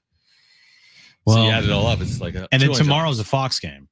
Or no, So it's a TBS game. Sorry. You got to have television. No, I think it's Fox. Oh, you're right. Yeah, I think it's Fox. Because Don said he's doing the game. I thought it was TBS. I think it's Fox. Yeah, so it is national tomorrow. Does he typically do Fox? I think he does. Like Fox and Fox I know and he TBS does, are different bit. I know it is TBS. Don said he's doing the game nationally on Saturday. I know. I heard that too. I thought they said Fox. You might be right. Maybe it's Turner. Here we go. Here's the graphic. Tonight, Fox Apple tomorrow. TV Plus. Tomorrow, 4:15, Fox. Sunday, Padres.tv, 110. So interesting. He's doing Fox. I didn't realize he was doing Fox play-by-play. Good for him. He's done a ton of national work this year. He has missed a lot of the Padres.tv games, hasn't he? He has, yeah. I mean, he hasn't called the games at the same regularity. And they've, by the way, been switching up their crews as well, TV and radio. Yeah, they have. Tony was doing the 4 games And here. then Mud was on the doing radio. What's that all about? I don't know. It wasn't like they were missing time. Yeah, I like don't Scan was understand. there. Yeah. And They just Pomeranz was there. switched it up. They just said, hey, I want to do radio They're like, this week. Battle Rise lead off. Just switch it up. Put Tatis in the 2-hole. That's what Padres broadcast did. Anyway, Apple TV tonight, Friday Night Baseball. Tomorrow, Fox. Sunday, Padres.tv. Why don't we break here? We'll hear from Mike Shildt on the other side. Jim's back page is still ahead as well. We are here until 6 p.m. You're going to hear from Mike Shildt pregame. His entire conversation with the media, about 8 or so minutes. On the other side, John and Jim, San Diego Sports 760, live on the iHeartRadio app.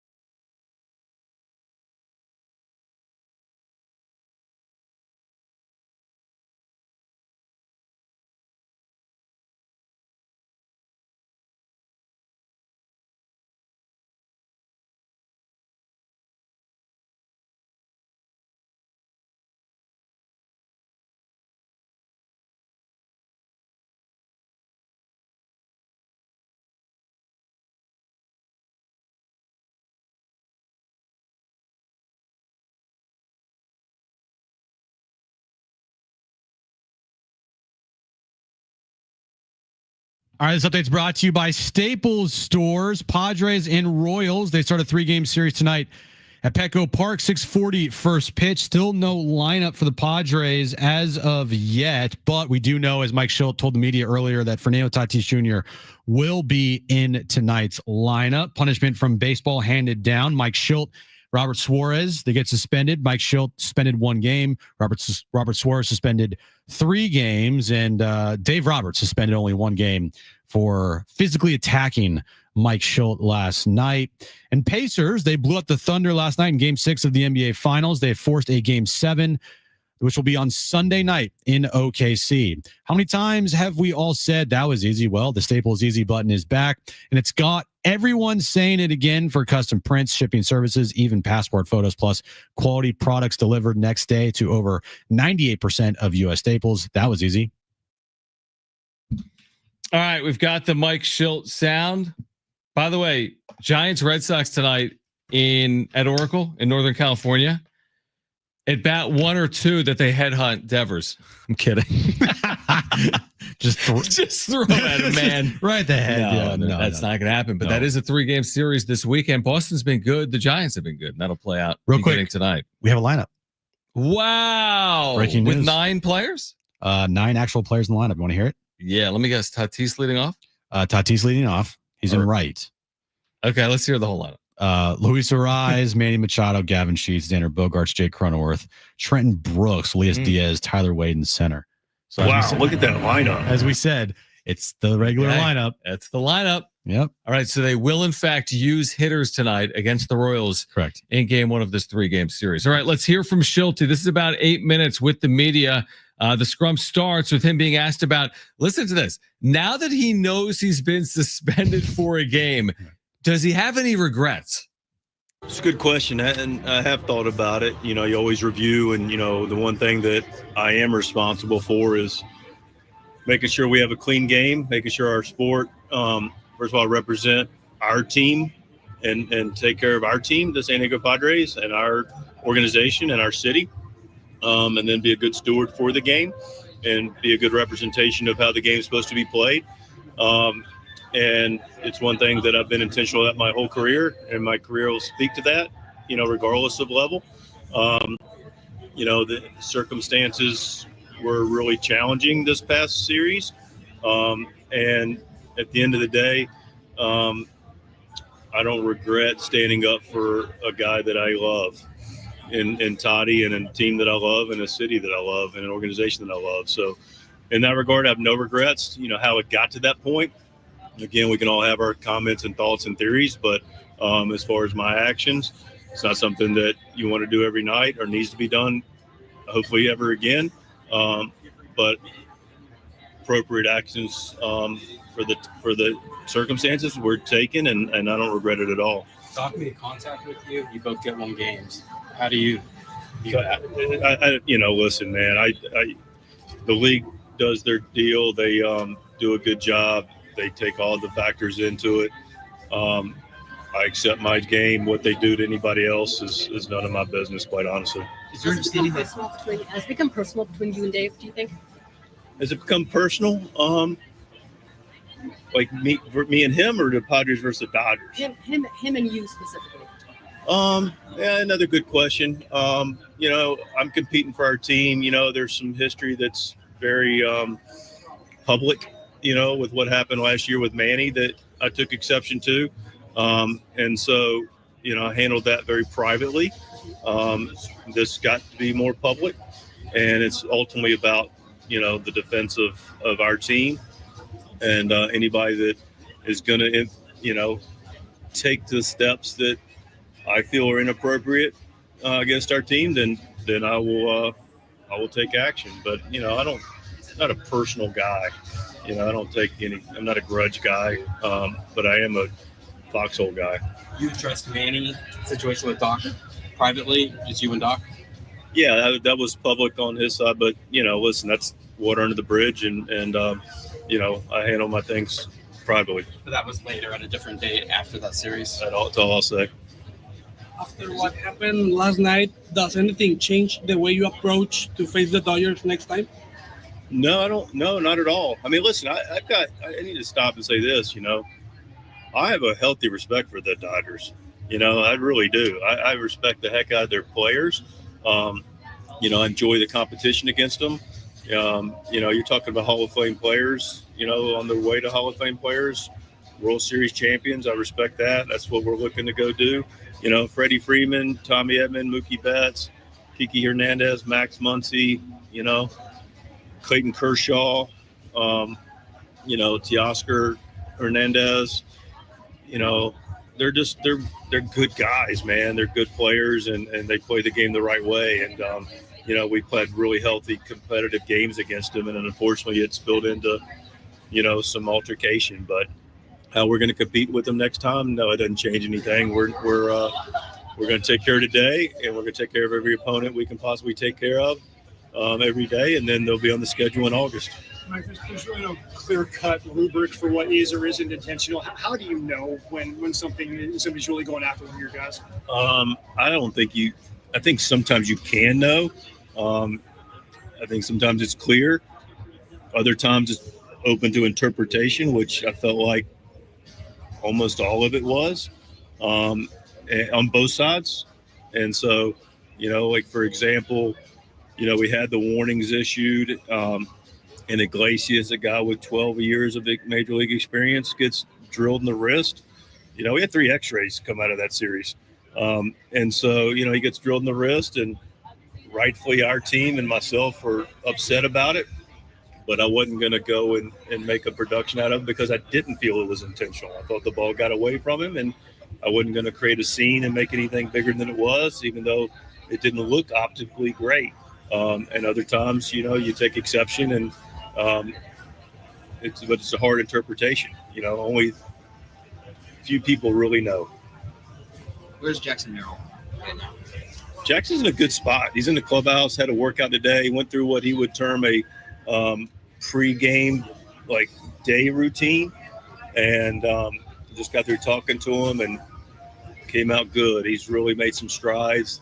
Headaches subsided, nausea subsided, soreness in the neck subsided, clarity is coming back, focus is coming back. So all the good things, able to run, hit, and throw today. And I talked to him right before I walked out here actually, and said he's trending in a good place, and we'll see what is the next step.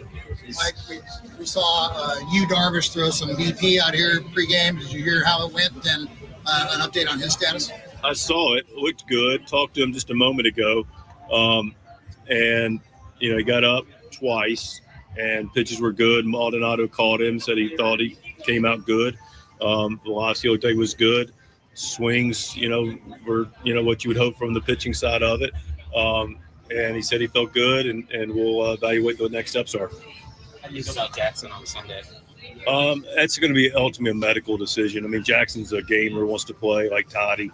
That's the one thing I love of many things about this team is this group loves to play. They're tough dudes, and Jackson's definitely one of them. But it's ultimately going to be a medical clearance.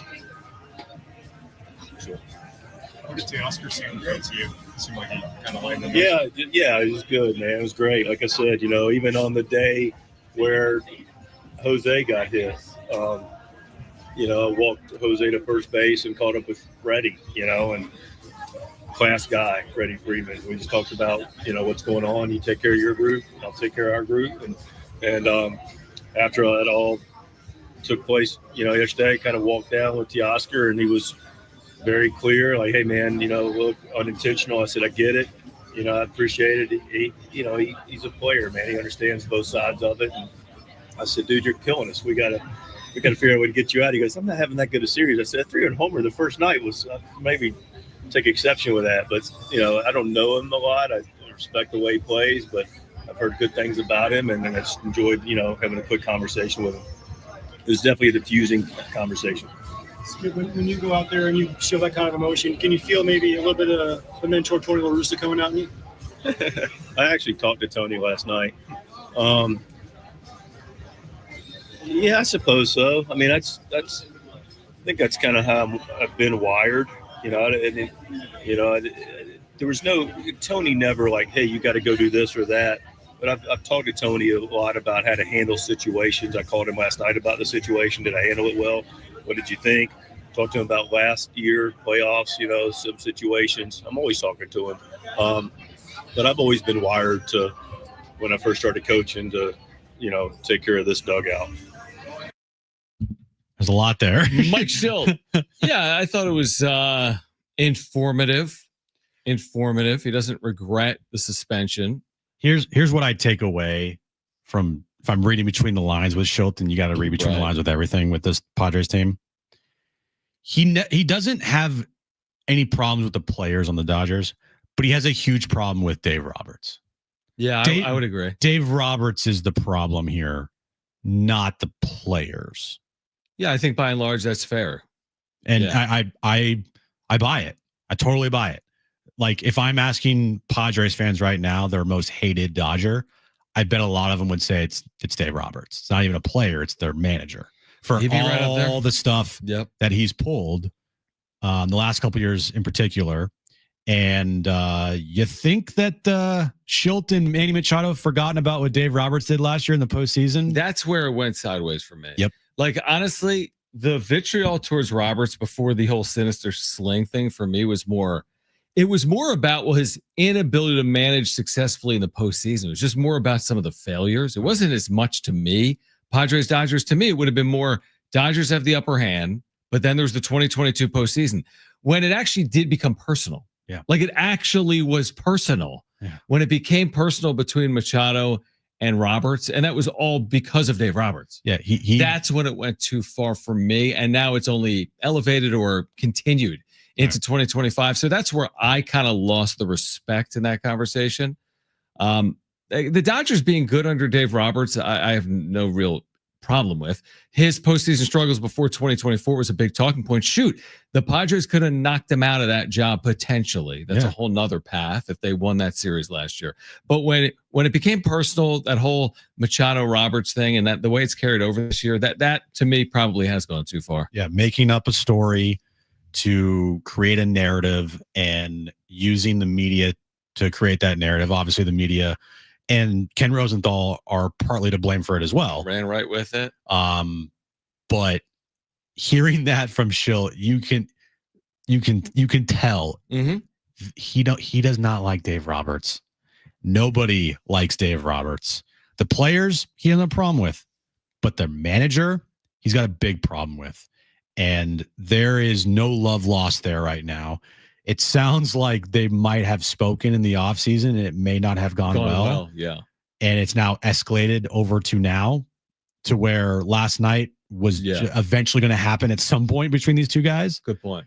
And we all obviously know Manny, like, he's not talked to Dave, right?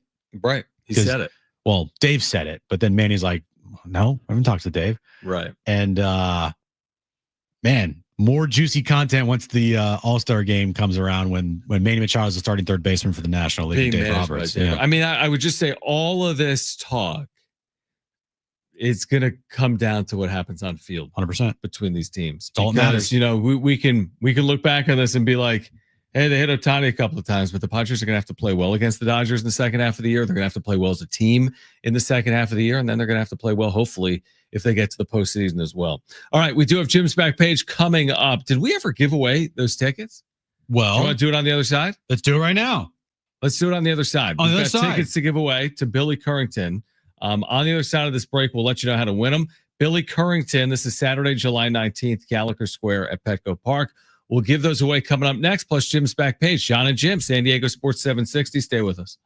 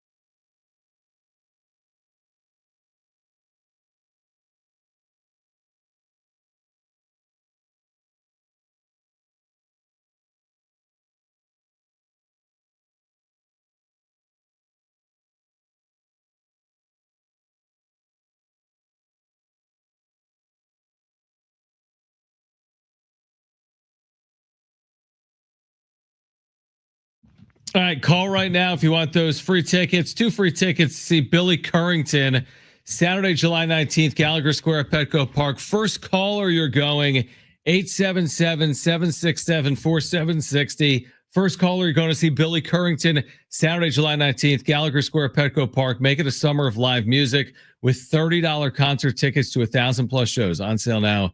LiveNation.com/ticket to summer. Call right now if you want them. 877-767-4760. What do you got? I got a question for you. Yeah. It does not feel like Friday, right? No, because we had the Monday. Thursday. We had that Thursday off day. I know. It's a very Really weird feeling. One day week. Driving into work today, I'm like, I'm with you on that. wait a second. Friday, Monday. It felt like a Monday. Yeah, that's tough. Like, to get an off day on a Monday, cool. To get an off day on a Friday, cool. To get an off day on a Thursday is more rare. So July 4th this What day year. of the week is that? It's on a Friday. Good. Which is like the Perfect. best because I think last year was on a Thursday. So then you had to take a day off on Friday. You had to waste a day off there. Right. Or you don't take a day off and you go do 4th of July activities and then have to work the next day. And usually if you're doing, 4th of July activities, you don't want to work the next day. Yeah. So this is a Friday, July 4th. So the long weekend. Yeah, baby. Okay. All right. I like it. I do like that a lot. I do like I also, it's fine if July 4th is a Saturday or a Sunday because you also get a day off. Monday's also very difficult to have a 4th of July. Yeah, you're right. Because you're like celebrating 4th of July, realizing tomorrow's like, I know. start of the work week. It's like the Super Bowl. But a Friday is the perfect day. Perfect. For a 4th of July. Absolutely. The best. All right, Brent, can we get to it?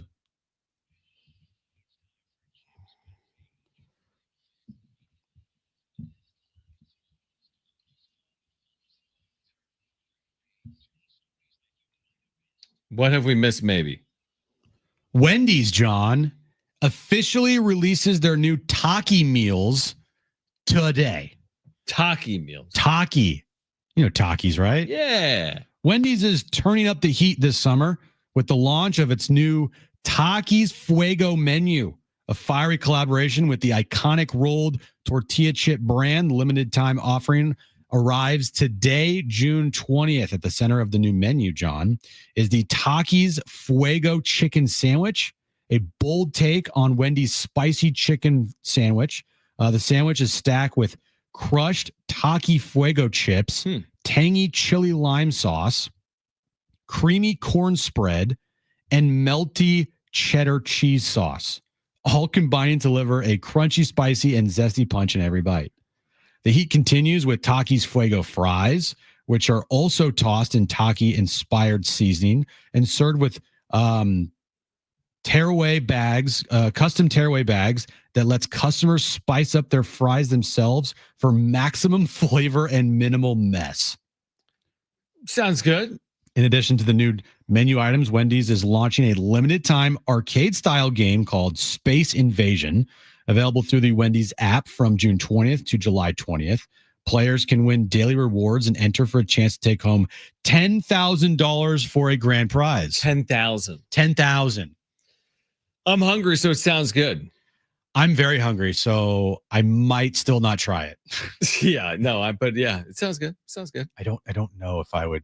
I'm not the biggest spice person. Like I can't handle heat. I when I was younger, I liked it. As I've gotten older, I don't like it as much. I can handle a little bit in Me too. in moderation. Me too. But once I get to like ramp it up to 10, my taste buds are done. Yeah. I can't taste anything else. Sweating. What's the point? It's not an enjoyable experience. It is the worst experience. Yeah, I agree. But some people love spicy things and they think this is like the greatest thing ever. I know.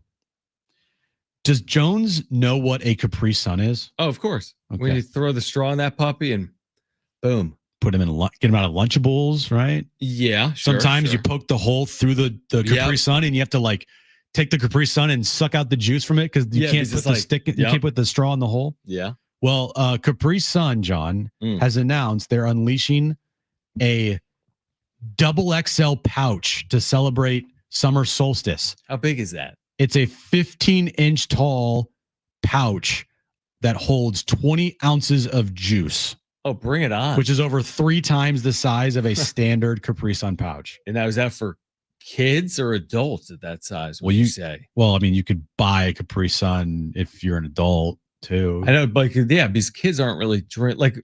There's no way Kristen would let Jones have 20 ounces of Capri Sun. Correct. That's a lot of pee. That's a lot of sugar, right?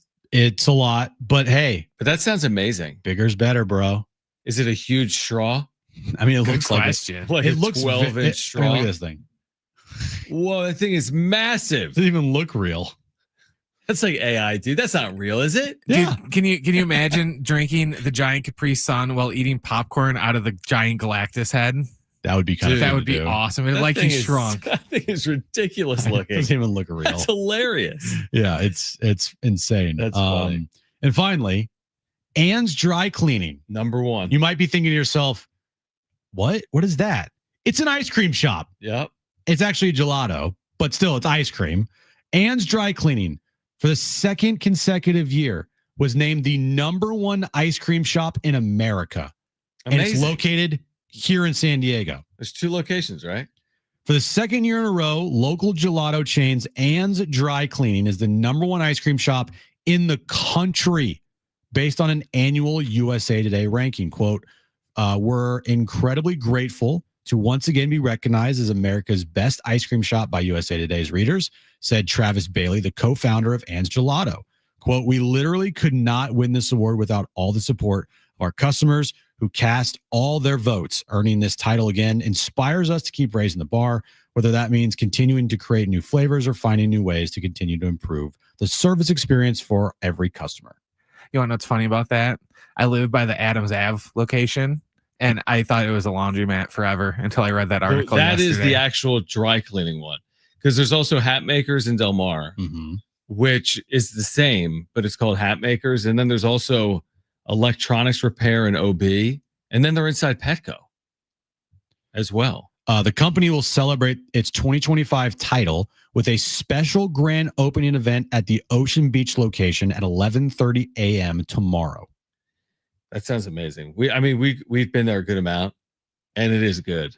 It's very good. #1, that is amazing. How many ice cream places there are, Jim? There's like a lot. Hundreds? Like 10. Million. There's like a million. Well, I was talking about like in San Diego. There's thousands. Yeah, probably. but to win #1 in the nation, I know. The chain is known for small batch gelato with frequently rotating flavors. Recent options at Ann's Dry Cleaning, which are given names related to fabric, include Canvas, which is olive oil and rosemary, Broken Heart Brocade, which is a chocolate brownie and raspberry jam, and Melton, which is mango and peach. Those sound delicious. Not gonna lie. I'm looking at it right now, their menu. It looks amazing. Yeah, I kind of want to get it now. So good. You've never had it? I have had it. Okay, yeah. It's just hard being down in IB to go like get North Park. Yeah. It's so good. I might go now that I know that it's You got to check it out. Ice cream and it's not a laundry bag. It's right. It's worth checking out. It's a neat place. I just got tires last week, and the tire place is like right down the road from there. And I just walked by. I was like, "Oh, it's laundry." Right. Well, the tire place though cream. sells tires. Yeah, it wasn't like a tire place that sells awesome gelato. Too. Well, you were driving past the #1 ice cream shop in America. Yeah. Yeah, I know. All right, Who would have thought? Good job, Jim. That was a good one-day work nice, week. Uneventful week. Very uneventful. Nothing happened. We said Sunday. We said this week's going to be crazy. The last Sunday, we said this week's going to be crazy. Padres, Dodgers. It was crazier than I expected. Oh, I did not expect this. Honestly, I did not expect this. Insanity. Yeah. Yeah. We said it. Prepare. It up. Circle the 2 weeks in August, the 2 weekends. Circle it because it's going to be insane. Yep. Now, I don't know if it's going to be more insane than what we just saw, but it's going to be insane. It's hard. It's going to be hard to top this. It's going to be hard. All right. Tonight, Padres Royals over wrap-up show for you tonight. We're back Monday at 2 p.m. right here on San Diego Sports 760. If you missed anything today, go to sportssd.com or the iHeartRadio app. Have a great weekend. For Brent and Jim, I'm John. Keep it here. This is San Diego Sports 760. Okay. Bye-bye.